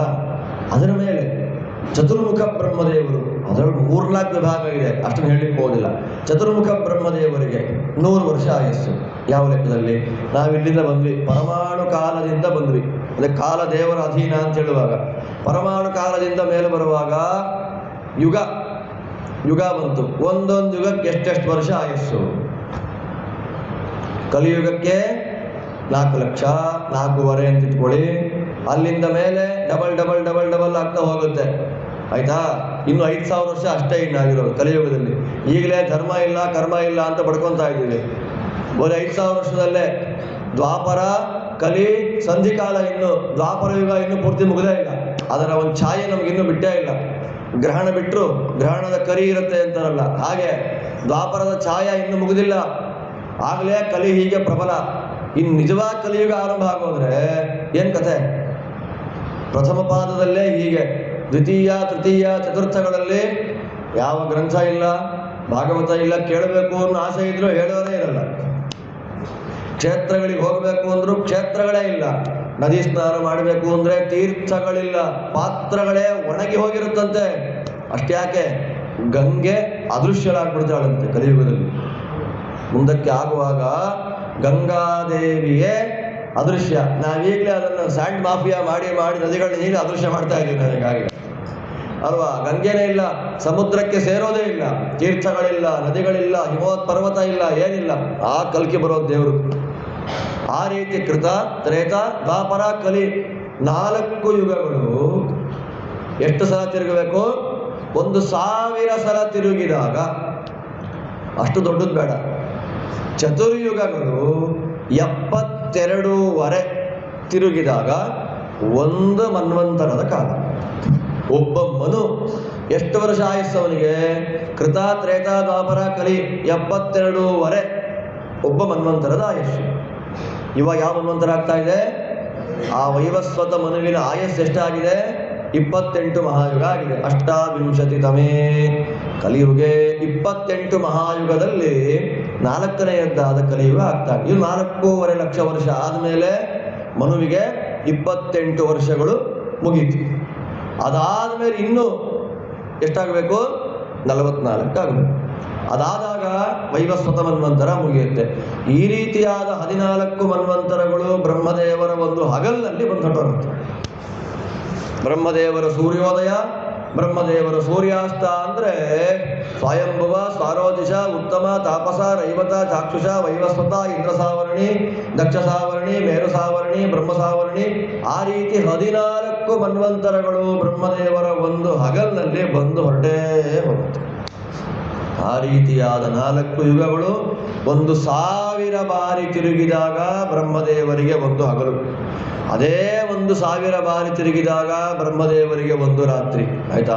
2000 ಮಹಾಯುಗಗಳು ಕಳೆದ್ರೆ ಬ್ರಹ್ಮದೇವರಿಗೆ 24 ಗಂಟೆ ಒಂದು ದಿನ. ಆ ರೀತಿ 100 ವರ್ಷ ಬ್ರಹ್ಮದೇವರ ಆಯಸ್ಸು. ಲೆಕ್ಕ ಹಾಕೊಂಡಾಗ ಎಷ್ಟಾಗುತ್ತೆ? 31,104,000 ಕೋಟಿ ವರ್ಷ ಚತುರ್ಮುಖ ಬ್ರಹ್ಮದೇವರ ಪರಮಾಯಸ್ಸು. ಆದ್ದರಿಂದ ಆ ಕಾಲವನ್ನು ನಾವೇನಂತ ಕರಿತೀವಿ? ಪರ. ಬ್ರಹ್ಮದೇವರ ಆಯಸ್ಸು ಹೆಸರೇನು? ಪರ. ಈಗ ಬ್ರಹ್ಮದೇವರಿಗೆ ಎಷ್ಟಾಗಿದೆ? 50 ಮುಗಿದಿದೆ. 51ನೇ ವರ್ಷದಲ್ಲಿ, ಮೊದಲನೇ ದಿವಸದಲ್ಲಿ, ಮೊದಲನೇ ಕ್ಷಣದಲ್ಲಿ ಬ್ರಹ್ಮದೇವರಿದ್ದಾರೆ. ಅವರೀಗ ಬುದ್ಧ ರೂಪದ ಉಪಾಸನೆಯನ್ನು ಮಾಡ್ತಾ ಬ್ರಹ್ಮದೇವರ ದೇವರ ಪೀಠದ ಮೇಲೆ ಭಗವಂತ ಬುದ್ಧ ರೂಪದಿಂದ ಕೂತಿದ್ದಾನೆ. ಷೋಡಶೋಪಚಾರ ಪೂಜೆ ಆಗ್ತಾ ಇದೆ. ಇನ್ನು ಬ್ರಹ್ಮದೇವರಿಗೆ ಏನು ಅಂದರೆ ಅವತಾರ ಮುಗಿಸಿ ಎಲ್ಲಿ ಹೋಗ್ತಾನೆ ಗೊತ್ತಾ? ಬ್ರಹ್ಮದೇವರ ದೇವರ ಪೀಠದಲ್ಲಿ ಕೂತ್ಕೊಂಡ್ಬಿಡ್ತಾನೆ. ಹೋಗಿ ದೇವರು ವೈಭವ ಫ್ರೆಶ್ ಆಗಿ ಪೂಜೆ ಮಾಡೋದು. ಗಣಪತಿ ಹಬ್ಬ ಆದಾಗ ಅಚ್ಚು ಫ್ರೆಶ್ ಆಗಿ ಹಾಕೊಡ್ತಾರಲ್ಲ, ಒಳ್ಳೆ ಮಣ್ಣಿನ ಗಣೇಶನ ಪೂಜೆ ಮಾಡ್ತೀವಿ ಅಂತ ಹೆಮ್ಮೆ ಪಡ್ತೀವಲ್ಲ, ಬ್ರಹ್ಮದೇವರು ಹಾಗೆ ಮತ್ಸ್ಯಾವತಾರ ಮತ್ಸ್ಯಾಯ ನಮಃ ಅಂತ ತುಳಸಿ ಹಾಕಿದ್ರೆ ಬಂದು ಪೀಠದಲ್ಲಿ ಕೂಡ್ತಾನೆ, ಸಾಕ್ಷಾತ್ತಾಗಿ ಕೂಡ್ತಾನೆ ದೇವರು. ಆ ರೀತಿಯಲ್ಲಿ ಬ್ರಹ್ಮದೇವರ ಪರ. ಆ ಪರ ಅನ್ನೋ ಕಾಲವು ದಾಟಿದಾಗ ಅದು ಶೂನ್ಯ ಕಾಲ. ಆ ಶೂನ್ಯ ಕಾಲದಲ್ಲೂ ದೇವರಿದ್ದಾರೆ. ಆದ್ದರಿಂದ ಭಗವಂತ ಕಾಲಾನಂತ, ಕಾಲಕೋಟಿ ವಿಹೀನತ್ವ ಕಾಲಾನಂತ್ಯಂ ಪ್ರಚಕ್ಷತೆ. ಇನ್ನು ಗುಣ ಅಂತೂ ನಮಗೆ ಗೊತ್ತೇ ಇದೆ, ಮಾತಾಡುವಾಗೆ ಅನಂತ ಕಲ್ಯಾಣ ಗುಣ ಪರಿಪೂರ್ಣ. ಆದ್ದರಿಂದ ಆ ರೂಪಕ್ಕೇನು ಹೆಸರು? ನಾರಾಯಣ. ದ್ರವ್ಯ, ಕರ್ಮ, ಕಾಲ, ಸ್ವಭಾವ, ಜೀವ. ಸ್ವಭಾವ ಅಂದರೆ ಯಾವುದು? ಅವರವರ ಯೋಗ್ಯತೆ. ಅವರವರ ಯೋಗ್ಯತೆ ಯಾವುದು? ಅವರವರ ಗುರುಗಳಿಗೆ ಗೊತ್ತು. ಅನಂತ ಜೀವರು, ಅನಂತ ಯೋಗ್ಯತೆ ದೇವರ ಅಧೀನ. ಇದೆಲ್ಲವನ್ನು ತನ್ನ ಕಂಟ್ರೋಲ್ನಲ್ಲಿ ಇಟ್ಟುಕೊಳ್ಳಲಿಕ್ಕಾಗೇ ಪದ್ಮನಾಭ ಯಾವ ರೂಪದಿಂದ ಅಭಿವ್ಯಕ್ತನಾದ? ನಾರಾಯಣನಾಗಿ ಬಂದ.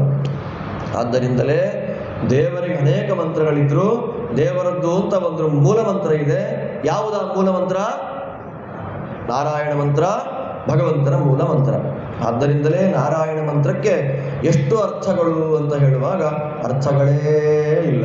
ವಿಜಯೇಂದ್ರ ಸ್ವಾಮಿಗಳವರನ್ನ ಪರೀಕ್ಷೆ ಮಾಡಬೇಕು ಅಂತ ಹೇಳಿ ಅನೇಕರು ಪ್ರಯತ್ನಪಟ್ಟು ಕೇರಳದಿಂದ ಎಣ್ಣೆಯನ್ನು ಹಚ್ಚುವಂತಹ ಹೆಣ್ಣು ಮಕ್ಕಳನ್ನು ಕರ್ಕೊಂಡು ಬಂದು ಎಣ್ಣೆ ಮಸಾಜನ್ನು ಅವರಿಗೆ ಮಾಡಿಸುವಾಗ ಕೇವಲ ಶಿಷ್ಣಕ್ಕೆ ಅವರು ಬಾಳೆಯ ಸುರುಳಿ ಸುತ್ತಕೊಂಡಿದ್ದಾರಂತೆ. ಕೈಕಾಲು ಚಾಚಿದ್ದಾರೆ, ಎಣ್ಣೆ ಹಚ್ತಾ ಇದ್ದಾರೆ ಅವರಿಗೆ. ಅವಾಗ ಅವರ ಮನಸ್ಸಿನಲ್ಲಿ ಬಂದ ಆಲೋಚನೆ, ನಾರಾಯಣ ಅನ್ನುವ ಶಬ್ದಕ್ಕೆ ಟೀಕಾಕೃತ್ಪಾದರು ಸುಧಾ ಆರಂಭದಲ್ಲಿ 5-6 ಅರ್ಥಗಳನ್ನು ಕೊಟ್ಟಿದ್ದಾರೆ, ಎಷ್ಟು ಅರ್ಥಗಳಿರಬಹುದು ಅಂತ ಆಲೋಚನೆ ಮಾಡ್ತಾ ಮಾಡ್ತಾ ಮಾಡ್ತಾ ಮಾಡ್ತಾ ಅವರು ಎಣ್ಣೆ ಹಚ್ಚಿ ಸುಸ್ತಾಗುವಂತಹ ಸಂದರ್ಭದಲ್ಲಿ 100-125 ಅರ್ಥ ಬರೆದಿಟ್ಟಿದ್ರು. ನಮಗೆ ಯಾರು ಎಣ್ಣೆ ಹಚ್ಚಿಬಿಟ್ರೆ ಅಲ್ಲೇ ನಿದ್ದೆ ಮಾಡ್ಬಿಡ್ತೀವಿ. ಅದಕ್ಕೆ ಅವರು ವಿಜಯೇಂದ್ರರಾಗಿದ್ದು. ನಾರಾಯಣ ಶಬ್ದಾರ್ಥ ನಿರ್ವಚನಂ ಅನ್ನುವ ಗ್ರಂಥವೇ ಬಂದುಬಿಡ್ತು. ನಾರಾಯಣ ಶಬ್ದಾರ್ಥ ನಿರ್ವಚನ ಏನರ್ಥ? ನ ಬರೀ ನ ಅಲ್ಲ, ನ ಪ್ಲಸ್ ಅ, ನ ಅಂದರೆ ವಿಲಕ್ಷಣ, ಜೀವಾದ್ ವಿಲಕ್ಷಣ. ನ ಅಂದರೆ ಋ ಪ್ಲಸ್ ಅ, ಜಡದಿಂದ ವಿಲಕ್ಷಣ. ಯ ಪ್ಲಸ್ ಅ, ಯಾವುದರಿಂದ ವಿಲಕ್ಷಣ ಹೇಳಿ? ಜೀವದಿಂದ ವಿಲಕ್ಷಣ, ಜಡದಿಂದ ವಿಲಕ್ಷಣ, ದೋಷದಿಂದ ವಿಲಕ್ಷಣ, ದೋಷ ದೂರ. ಅದಾದ ಮೇಲೆ ನ ಪ್ಲಸ್ ಅ, ನ ಪ್ರಕೃತಿ ವಿಲಕ್ಷಣ, ಪ್ರಾಕೃತನೇ ಅಲ್ಲ. ಜೀವ ದೂರ, ಜಡ ದೂರ, ದೋಷ ದೂರ, ಅಪ್ರಾಕೃತ.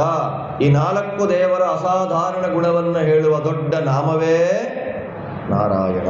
ಆದ್ದರಿಂದ ಅನುವ್ಯಾಖ್ಯಾನದ ಮಂಗಳಾಚರಣೆಯಲ್ಲಿ ನಾರಾಯಣಂ ನಿಖಿಲ ಪೂರ್ಣ ಗುಣೈಕ ದೇಹಂ ಅಂತ ಹೇಳುವಾಗ ಟೀಕಾಕೃತ್ಪಾದರು ನಾರಾಯಣ ಶಬ್ದ ಅಂತನ್ನೋದು ಇದಕ್ಕೆ ಮೈಕ್ ಅಂತ ಯಾಕೆ ಕರೀತಾರೆ? ಡಿಫೈನ್ ಮಾಡಿ. ಎಂ ಅಂದರೆ ಏನು ಅಲ್ವಾ? ಇದನ್ನ ಕಟ್ಟೆ ಅಂತ ಯಾಕೆ ಕರೀತಾರೆ? ಸ್ಟೇಜ್ ಅಂತ ಯಾಕೆ ಕರೀತಾರೆ? ಇದನ್ನ ಕಂಬ ಅಂತ ಯಾಕೆ ಕರೀತಾರೆ? ಅದಕ್ಕೆ ಡಿಫೈನ್ ಮಾಡ್ಲಿಕ್ಕೆ ಆಗೋದಿಲ್ಲ.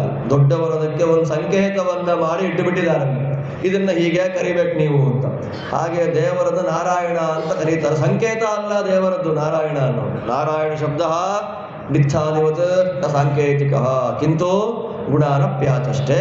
ಗುಣಗಳನ್ನು ಹೇಳಿ, ಎಷ್ಟು ಗುಣಗಳನ್ನು ಹೇಳ್ತಾ ಇದೆ ಅಂದರೆ, ನಾರಾ ದೋಷ ದೂರವಾದ ಗುಣಗಳಿಗೆ ಆಶ್ರಯ, ನಾರ ದೋಷ ದೂರಳಾದ ಮಹಾಲಕ್ಷ್ಮಿಗೆ ಆಶ್ರಯ, ನಾರ ದೋಷ ದೂರರಾದ ವಾಯುದೇವರಿಗೆ ಆಶ್ರಯ, ನಾರ ಅನಂತ ಜೀವರಿಗೆ ಆಶ್ರಯ, ನಾರ ನೀರಿನಲ್ಲಿ ಮಲಗಿದವನು, ನಾರ ಅನಂತ ವೇದಗಳಿಗೆ ಆಶ್ರಯ, ನಾರ ಅನಂತ ರೂಪಗಳಿಗೆ ಆಶ್ರಯ, ನಾರ ಅನಂತ ಜೀವರಾಶಿಗಳಿಗೆ ಆಶ್ರಯ, ನಾರ ಅನಂತ ಬ್ರಹ್ಮಾಂಡಕ್ಕೆ ಆಶ್ರಯ. ಎಷ್ಟು ಅರ್ಥ ಮಾಡಿ ಸಿಗ್ತಾ ಇರುತ್ತೆ.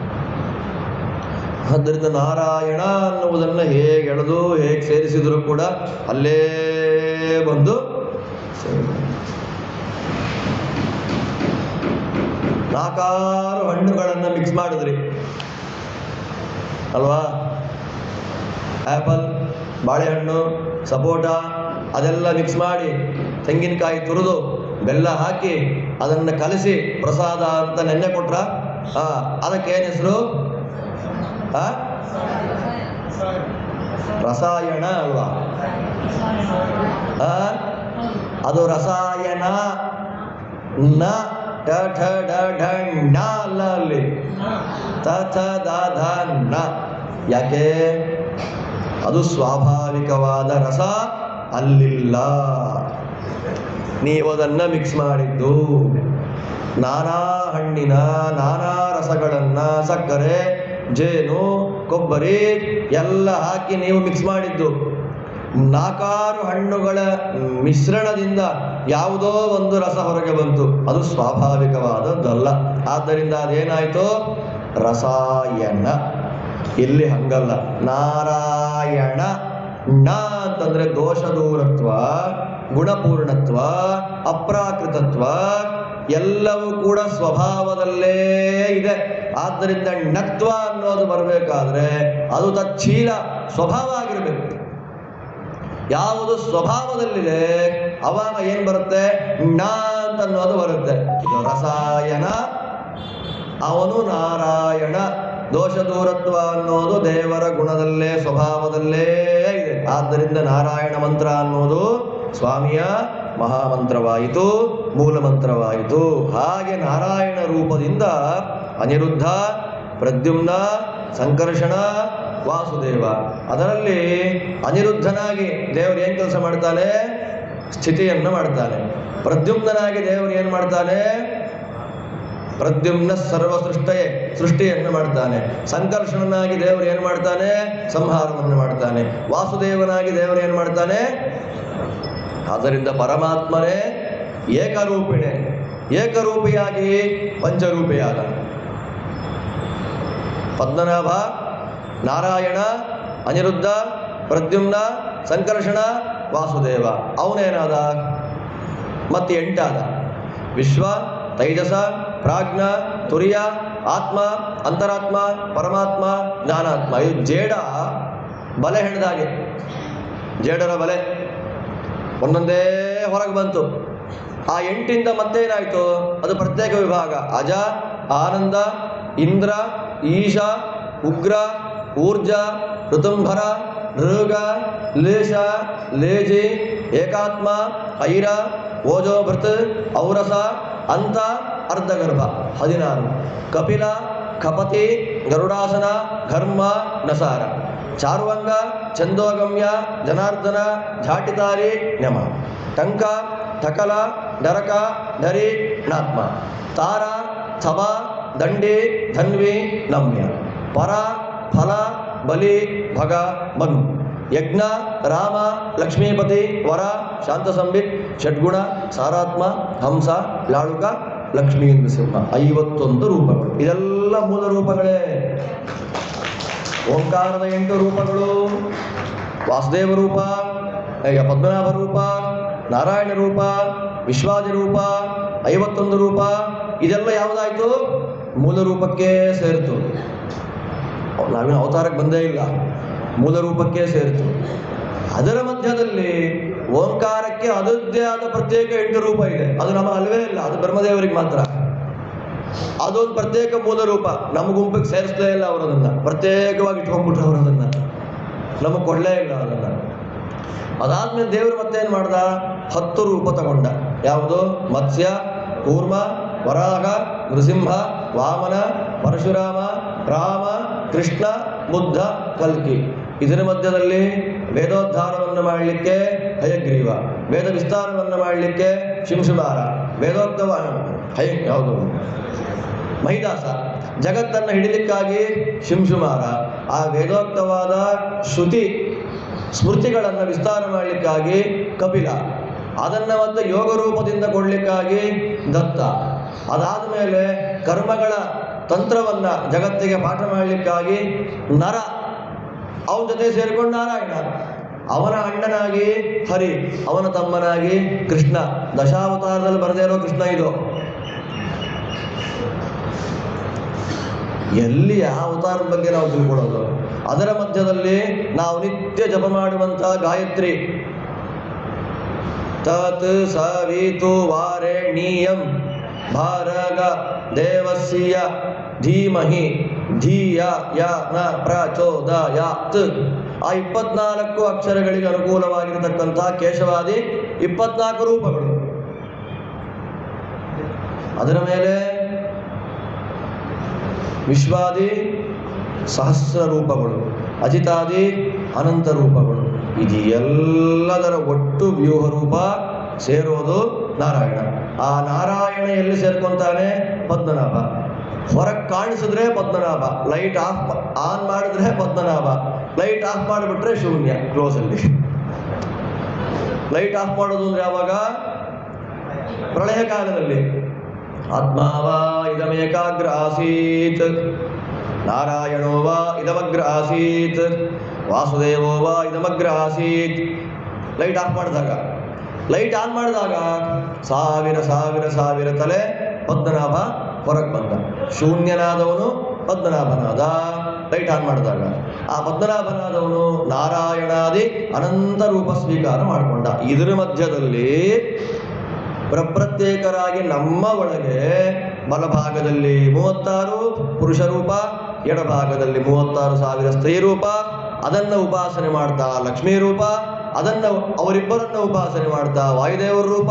ಆ ವಾಯುದೇವರ ಒಳಗೆ ಮತ್ತೆ ಲಕ್ಷ್ಮೀನಾರಾಯಣ, ಅದರಲ್ಲಿ ಮತ್ತೆ ವಾಯುದೇವರು, ಅದರಲ್ಲಿ ಮತ್ತೆ ಲಕ್ಷ್ಮೀನಾರಾಯಣ, ಅದರಲ್ಲಿ ಮತ್ತೆ ವಾಯುದೇವರು, ಅದರಲ್ಲಿ ಮತ್ತೆ ಲಕ್ಷ್ಮೀನಾರಾಯಣ. ನಮ್ಮ ದೇಹದ ಒಳಗೆ ಅನಂತ ರೂಪಗಳಿದೆ ದೇವರದ್ದು. ಆದ್ದರಿಂದ ಇದಕ್ಕಿಂತ ದೊಡ್ಡ ಕ್ಷೇತ್ರ ಇನ್ನೊಂದಿಲ್ಲ.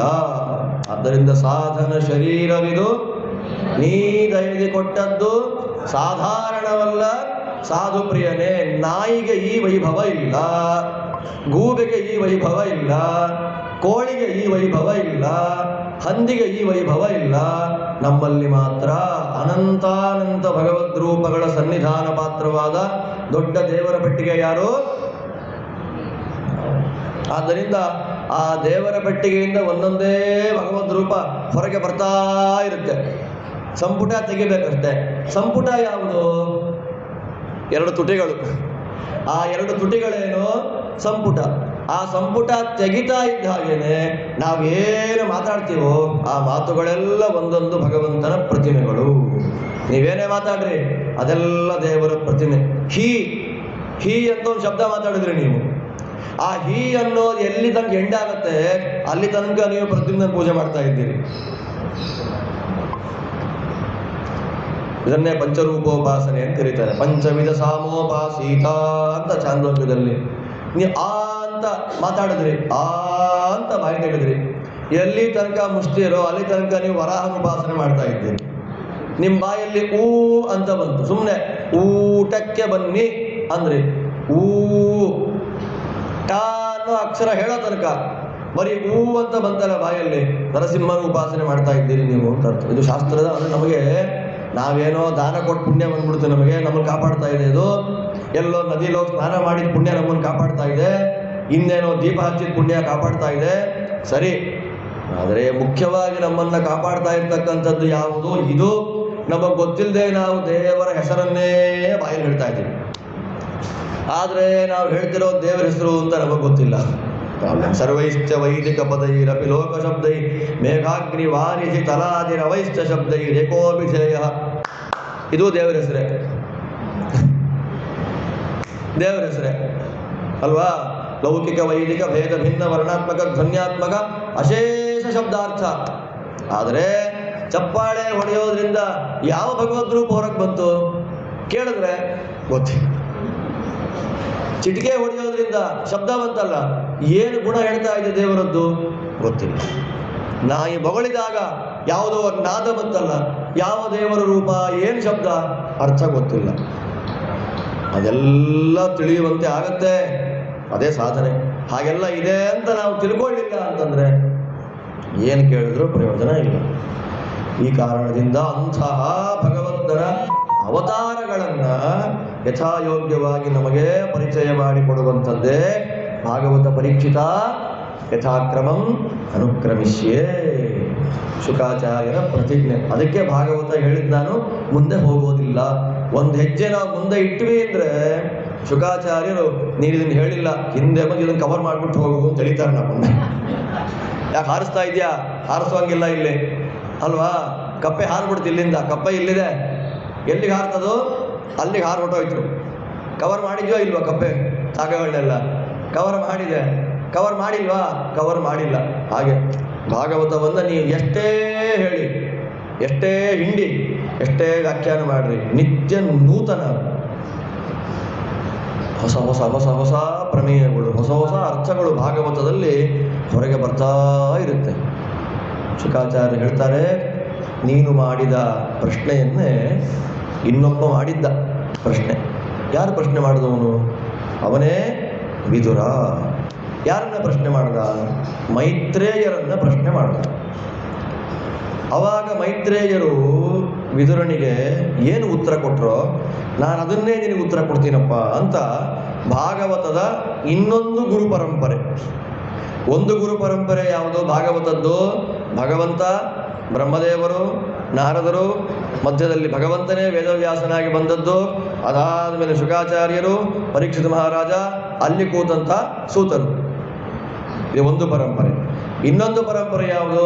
ಭಗವಂತ, ಅಲ್ಲಿಂದ ಬ್ರಹ್ಮದೇವರು, ಅಲ್ಲಿಂದ ಶೇಷದೇವರು, ಅಲ್ಲಿಂದ ಸನತ್ ಕುಮಾರರು, ಅಲ್ಲಿಂದ ಸಾಂಖ್ಯಾಯನಿಂದ ಪರಾಶರನ ಜೊತೆಯಲ್ಲಿ ಪಾಠ ಕೇಳಿದವನು ಬೃಹಸ್ಪತಿ, ಅವರಿಬ್ಬರೂ ಸೇರಿ ಪಾಠ ಮಾಡಿದ್ಯಾರಿಗೆ? ಪುಲಸ್ತ್ಯನ ಜೊತೆಯಲ್ಲಿ ಮೈತ್ರೇಯನಿಗೆ. ಆ ಮೈತ್ರೇಯ ಯಾರು ಹೇಳ್ದ? ವಿದುರನಿಗೆ. ವಿದುರ ಮೈತ್ರೇಯನಿಗೆ ಹೇಳಿದ್ರು ಅಂತ ಅದನ್ನು ಎಳ್ಕೊಂಬಂದು ಹೇಳಿದ್ಯಾರು? ಶುಕಾಚಾರ್ಯರು ಪರೀಕ್ಷಿತ ಮಹಾರಾಜರಿಗೆ. ಅಲ್ಲಿ ಕೇಳ್ಕೊಂಡು ಹೇಳಿದ್ಯಾರು? ಸೂತರು ಶೌನಕರಿಗೆ. ಅಲ್ಲಿ 2 ಪರಂಪರೆ ಭಾಗವತ ಒಟ್ಟಿಗೆ ಕವರ್ ಮಾಡಿ ನಮಗೆ ಕೊಟ್ಟಿದ್ದಾರೆ ವೇದವ್ಯಾಸರು. 3ನೇ ಸ್ಕಂದ, 4ನೇ ಸ್ಕಂದ. ಇದು ಶೇಷದೇವರ ಪರಂಪರೆಯಲ್ಲಿ ಬಂದಂಥ ಭಾಗವತ. ಇನ್ನು ಬೇರೆ ಎಷ್ಟಿದೆ ಗೊತ್ತಿಲ್ಲ. ಅದಕ್ಕೆ ಪುರಾಣ ಒಟ್ಟು ಎಷ್ಟು ಶ್ಲೋಕ ಆಗುತ್ತೆ? ಶ್ರೀಮದಾಚಾರ್ಯ ಅಂತಾರೆ 100 ಕೋಟಿ ಶ್ಲೋಕ ಇದೆ ಪುರಾಣ. ಶತಕೋಟ್ಯ ಪಂಚರಾತ್ರಂ ಪುರಾಣಂ ತಾವದೇವಹಿ ರಾಮಸ್ಯ ಚರಿತಂ ತಾವತ್. ಪುರಾಣ ಹೇಳ್ರಿ ಆಚಾರ್ಯ ಅಂತ. ಯಾವ ಪುರಾಣ ಹೇಳೋಣ? ಇಂಥ ಪುರಾಣ 100 ಕೋಟಿ ಶ್ಲೋಕ ಆಗುತ್ತೆ. ಬೇಡಪ್ಪ ರಾಮಾಯಣ ಹೇಳ್ಬಿಡಿ ಅಂತಂದ್ರು, ಅದು 100 ಕೋಟಿ ಶ್ಲೋಕ ಆಗುತ್ತೆ. ಇಲ್ಲ ಒಂದು ಪಂಚರಾತ್ರದ ಕಥೆ ಹೇಳಿ ಅಂದ್ರು, ಅದು 100 ಕೋಟಿ ಶ್ಲೋಕ ಆಗುತ್ತೆ. ಇದು ಯಾವುದು ಬೇಡ, ವೇದ ಹೇಳಿಬಿಡಿ ಅಂದ್ರು, ಅದು ಅನಂತ, ಸಾಧ್ಯವೇ ಇಲ್ಲ. ಪ್ರವಚನವೇ ಬೇಡ, ಮಲ್ಕೊಂಡ್ಬಿಡೋಣ ಬನ್ನಿ ಮನೆಗೆ. ನೋಡಿ, ವೇದವ್ಯಾಸ ದೇವರು ನಮ್ಮ ಮೇಲೆ ಮಾಡಿದ ಅಪಾರ ಕಾರುಣ್ಯ ಎಷ್ಟು ದೊಡ್ಡದು ಅಂದರೆ, ಆ 100 ಕೋಟಿ ಶ್ಲೋಕಗಳ ಸಾರವನ್ನೆಲ್ಲ ತೆಗೆದು ನಮ್ಮ ಯೋಗ್ಯತೆಗೆ ಅನುಗುಣವಾಗಿ ಪುರಾಣದಲ್ಲಿ ಕಥೆಯ ರೂಪದಲ್ಲಿ ತತ್ವಗಳನ್ನು ಹಿಡಿದಿಟ್ಟುಬಿಟ್ಟಿದ್ದಾರೆ. ಅದಕ್ಕೆ ವೇದವ್ಯಾಸ ದೇವರ ಋಣ ತೀರಿಸಲಿಕ್ಕೆ ಸಾಧ್ಯವೇ ಇಲ್ಲ. ವೇದವ್ಯಾಸನಾಗಿ ಭಗವಂತ ಅವತಾರ ಮಾಡಿ ಬರಲಿಲ್ಲ ಅಂದಿದ್ರೆ ನಾವೆಲ್ಲ ಏನಾಗ್ಬಿಡ್ತಾ ಇದ್ವೋ? ನಮ್ಮ ಕಥೆ ಏನಾಗಿ ಹೋಗಿರೋದು ಗೊತ್ತೇ ಇಲ್ಲ, ಜ್ಞಾನವೇ ಇಲ್ಲ. ದ್ವಾಪರದಲ್ಲಿ ಒಬ್ಬ ಮುನಿಪ ತನ್ನ ಕೋಪದಿಂದಲೇ ಕೊಟ್ಟ ಶಾಪಿಸಲು ಜ್ಞಾನ ಲೋಪವಾಗಿ ಆ ಪರತತ್ವ ಸ್ವರೂಪ, ಅಪಾರ ತತ್ವ ಸ್ವರೂಪ ಅಂತಾರೆ. ಅಪಾರ ತತ್ವ ಸ್ವರೂಪ ಅಲ್ಲ, ಆ ಪರತತ್ವ ಸ್ವರೂಪ.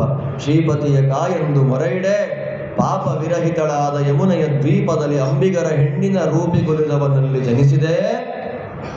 ಹೇಳಿ, ವೇದವ್ಯಾಸ ಕಾಯೋ ಶುದ್ಧ ಮೂರ್ತಿಯೇ ಸರ್ವೇಶ. ವೇದವಾದಿಗಳೆಲ್ಲ ಕೆಡಲು, ತತ್ವವಾದಿ ಜನರು ಬಾಯ್ ಬಿಡಲು, ಮೇದಿನಿ ಸುರರು ಮೊರೆ ಇಡಲು, ನಾನಾ ವೇದ ವಿಭಾಗ ವಿರಚಿಸಲು, ಮೋದದಿಂದ ತದರ್ಥಬೋಧಕವಾದ ಸೂತ್ರ ಪುರಾಣ ವಿರಚಿಸಿ ವಾದಿಗಳ ಸಾಧುವಂದಿತ ಬಾಲರ ವಿಮಲ ರೂಪನೆ ಕಮಲನಾಭನೆ ರಮೆಯ ಅರಸನೆ ರಮ್ಯ ಚರಿತನೆ ಮಮತೆಯಲ್ಲಿ ಕೊಡು ಕಾಮಿತಾರ್ಥವ ನಮಿಸುವೆನೋ ಹಯವದನ ಮೂರ್ತಿ. ವೇದವ್ಯಾಸ ರೂಪದಿಂದ ದೇವರ ಅವತಾರ ಮಾಡಲಿಲ್ಲ ಅಂದಿದ್ರೆ ಭಾಗವತನೂ ಇಲ್ಲ, ಕ್ಷೇತ್ರವೂ ಇಲ್ಲ, ಕ್ಷೇತ್ರ ಮಹಿಮೆನೂ ಇಲ್ಲ. ಅಜ್ಞಾನಿಗಳ ಕೊಂಪೆಯಾಗಿ ನಾಯಿ ನರಿಗಳ ಥರ ತಿಂದು ಉಂಡು ಬಿದ್ದು ಒದ್ದಾಡ್ತಾ ಇರಬೇಕಾಗಿತ್ತು. ಏನು ಕರುಣೆ, ಏನು ಕರುಣಾನಿಧಿಯೋ ಅಂತೀವಲ್ಲ, ಇದು ದೇವರು. ಆ ಎರಡನ್ನು ಮಿಕ್ಸ್ ಮಾಡಿ ಶುಕಾಚಾರ್ಯರು ಪರೀಕ್ಷಿತ ಮಹಾರಾಜರಿಗೆ ಹೇಳ್ತಾರೆ. ಆಗ ಪರೀಕ್ಷಿತರು ಕೇಳ್ತಾರೆ, ವಿದುರ ಹಸ್ತಿನಾವತಿಯಲ್ಲಿದ್ದ, ಉದ್ಧವರು ಅಥವಾ ಮೈತ್ರೇಯರು ಬೇರೆ ಕಡೆ ಎಲ್ಲೋ ಇದ್ದರು, ಅವರಿಬ್ಬರಿಗೂ ಭೇಟಿ ಎಲ್ಲಾಯಿತು? ಒಂದು ಕಥೆಯಿಂದ ಆರಂಭ ಮಾಡ್ತಾರೆ. ವಿದುರನಿಗೆ ಅವ್ರ ಅಣ್ಣ ಮಾಡ್ತಿದ್ದ ಕೆಲಸ ಸರಿ ಹೋಗಲಿಲ್ಲವಂತೆ. ಅವಾಗ ಒಂದು ಮನೆ ಬಿಟ್ಟು ಹೋಗ್ತೀನಿ ಅಂದಾಗ, ಹೋಗು ಇಲ್ಲಿ ಊಟ ಇಲ್ಲ ಅಂತ ಅಲ್ಲಿ ಊಟಕ್ಕೆ ಹೋಗ್ತಾ ಇದ್ಯಾ, ಹೋಗು ಅಂದ್ರಂತೆ. ಯಾರೋ ಕೌರವರು ಊಟಕ್ಕಿರೋ ಮನುಷ್ಯ ಅಂತ ಅಂದ್ಕೊಂಡ್ಬಿಟ್ಟಿದ್ರು ಯಾರನ್ನ? ವಿದುರನನ್ನು. ಅವಾಗ ಅವನೇನು ಮಾಡ್ದ, ಬಿಲ್ಲು ಬಾಣಗಳನ್ನ ಬಿಸಾಕಿಬಿಟ್ಟ. ಹಸ್ತಿನವತಿಯ ಅರಮನೆಯ ಬಾಗಿಲಿನಲ್ಲಿ ಅವನ ಆಯುಧಗಳನ್ನೆಲ್ಲ ಬಿಸಾಕಿ ಹೊರಟೋದ. ಎಲ್ಲಿ ಹೋದ ಅಂದರೆ ತೀರ್ಥಯಾತ್ರೆ ಮಾಡಕ್ಕೆ ಹೊರಟೋದ ಅಂತ. ನಮ್ಮ ದೌರ್ಭಾಗ್ಯ, ವಿದುರ ಎಲ್ಲೆಲ್ಲಿ ತೀರ್ಥಯಾತ್ರೆ ಮಾಡ್ದ ಅನ್ನೋ ಹೆಸರೇ ಉಲ್ಲೇಖ ಇಲ್ಲ. ನಮ್ಮ ಮಹಾಭಾಗ್ಯ, ಬಲರಾಮ ಎಲ್ಲೆಲ್ಲಿ ತೀರ್ಥಯಾತ್ರೆ ಮಾಡ್ದ ಅನ್ನೋ ಉಲ್ಲೇಖ ಇದೆ. ಕಳೆದ ತಿಂಗಳು ಬಲರಾಮ ಮಾಡಿದ ತೀರ್ಥಯಾತ್ರೆಯ ಬಗ್ಗೆ 1 ವಾರ ಪ್ರವಚನ ಮಾಡುವಂಥ ಭಾಗ್ಯ ಸಿಕ್ಕಿತ್ತು. ಎಷ್ಟು ಕ್ಷೇತ್ರಗಳಿರಿ! ಅವಾಗ ಹೇಳುವಾಗಲೇ ವೇದವ್ಯಾಸರಂದಿದ್ದು, ನಾನು ಶುರು ಮಾಡಿದ್ದೆ ಅಲ್ಲಿಂದ. ಶ್ರೀರಂಗಾಖ್ಯಂ ಮಹಾಕ್ಷೇತ್ರಂ ಯತ್ರ ಸನ್ನಿಹಿತೋ ಹರಿಹಿ. ಇಲ್ಲಿ ಬಂದ ಬಲರಾಮ, ಕಾವೇರಿ ಸ್ನಾನ ಮಾಡಿ ರಂಗನಾಥ ದೇವರನ್ನು ನೋಡಿ ಅಲ್ಲಿಂದ ಕಂಚಿ ಮೊದಲಾದ ಕ್ಷೇತ್ರಗಳಿಗೆಲ್ಲ ಹೋಗಿ ಪ್ರವಾಸಕ್ಕೆ ಹೊರಟೋದ ಅಂತ ಅಲ್ಲೇ ದಶಮ ಸ್ಕಂದದಲ್ಲಿ ಬಲರಾಮ ದೇವರ ತೀರ್ಥಯಾತ್ರೆ ಮಾಡುವಾಗ ಅವರಿಲ್ಲಿ ಬಂದ ಕ್ಷೇತ್ರ. ಆ ಬಲರಾಮನೇ ಶೇಷರೂಪದಲ್ಲಿ ದೇವರನ್ನು ಹೊತ್ಕೊಂಡಿರತಕ್ಕಂಥ ಕ್ಷೇತ್ರ ಅಲ್ವಾ. ಈ ಕಾರಣದಿಂದ ತೀರ್ಥಯಾತ್ರೆಗೆ ಹೋದನಂತೆ. ತೀರ್ಥಯಾತ್ರೆಗೆ ಹೋಗುವಾಗ ನಾವು ಹೇಗಿರಬೇಕು ಅಂತ, ನಮ್ಮ ಲಕ್ಷಣಗಳು ಹೇಗಿರಬೇಕು ತೀರ್ಥಯಾತ್ರೆಗೆ ಹೋಗಬೇಕಾದ್ರೆ, ರೂಮ್ ಬುಕ್ ಆಗಿದೆಯಾ ಅಂತ ಫಸ್ಟ್ ಕನ್ಫರ್ಮ್ ಮಾಡ್ಕೊಂಡಿರ್ಬೇಕು. ಹಾಗಿಲ್ಲ ಅಕಸ್ಮಾತ್ ಸಾಯಂಕಾಲ ಉಪ್ಪಿಟ್ಟು ಗಿಪ್ಪಿಟ್ಟು ಹಾಕ್ಬಿಟ್ರೆ ಏನು ಮಾಡೋಣ, ಆಮೇಲೆ ಅದಕ್ಕೆ ಬೇಡ, ನಾವೇ ನಿಧಾನವಾಗಿ ತಂದಿಟ್ಕೊಂಡ್ಬಿಟ್ಟಿರೋಣ ಸೈಡಲ್ಲಿ, ಮೊಸರು ಹಾಕ್ಕೊಂಡು ತಿನ್ಬಿಟ್ರೆ ಆಗೋಯ್ತು. ಆ ವ್ಯವಸ್ಥೆಗಳಾಗಿರಬೇಕು ಅಲ್ವಾ. ತೀರ್ಥಯಾತ್ರಾ ಇದು 100 ಕಡೆ ಹೇಳಿದೆ, ಇನ್ನು 200 ಕಡೆ ಹೇಳಿದ್ರು ಅದು ಬಿಡಲ್ಲ. ಏನದು, ಕಾಫಿ ಅಂತ ಮಾತ್ರ ಹೇಳಲ್ಲ, ಬೇಜಾರು ಮಾಡ್ಕೊಳ್ಬೇಡಿ. ಆ ಸಬ್ಜೆಕ್ಟ್ ಅದು ಔಟ್ಡೇಟ್ ಆಗೋಯ್ತು ಇವಾಗ, ಅದು ಅದ್ರ ಬಗ್ಗೆ ಮಾತಾಡಲ್ಲ ಈಗ. ಏನದು ಸಂಗಡ, ಯಾವ ಸಂಗಡ ಯಾತ್ರೆ ಮಾಡಬೇಕು, ನಾವು ಮಾಡೋದು ಯಾರ ಜೊತೆಗೆ, ಪಾತ್ರೆಯ ಸಂಗಡ ಯಾತ್ರೆಯ ಆಚರಿಸಿ.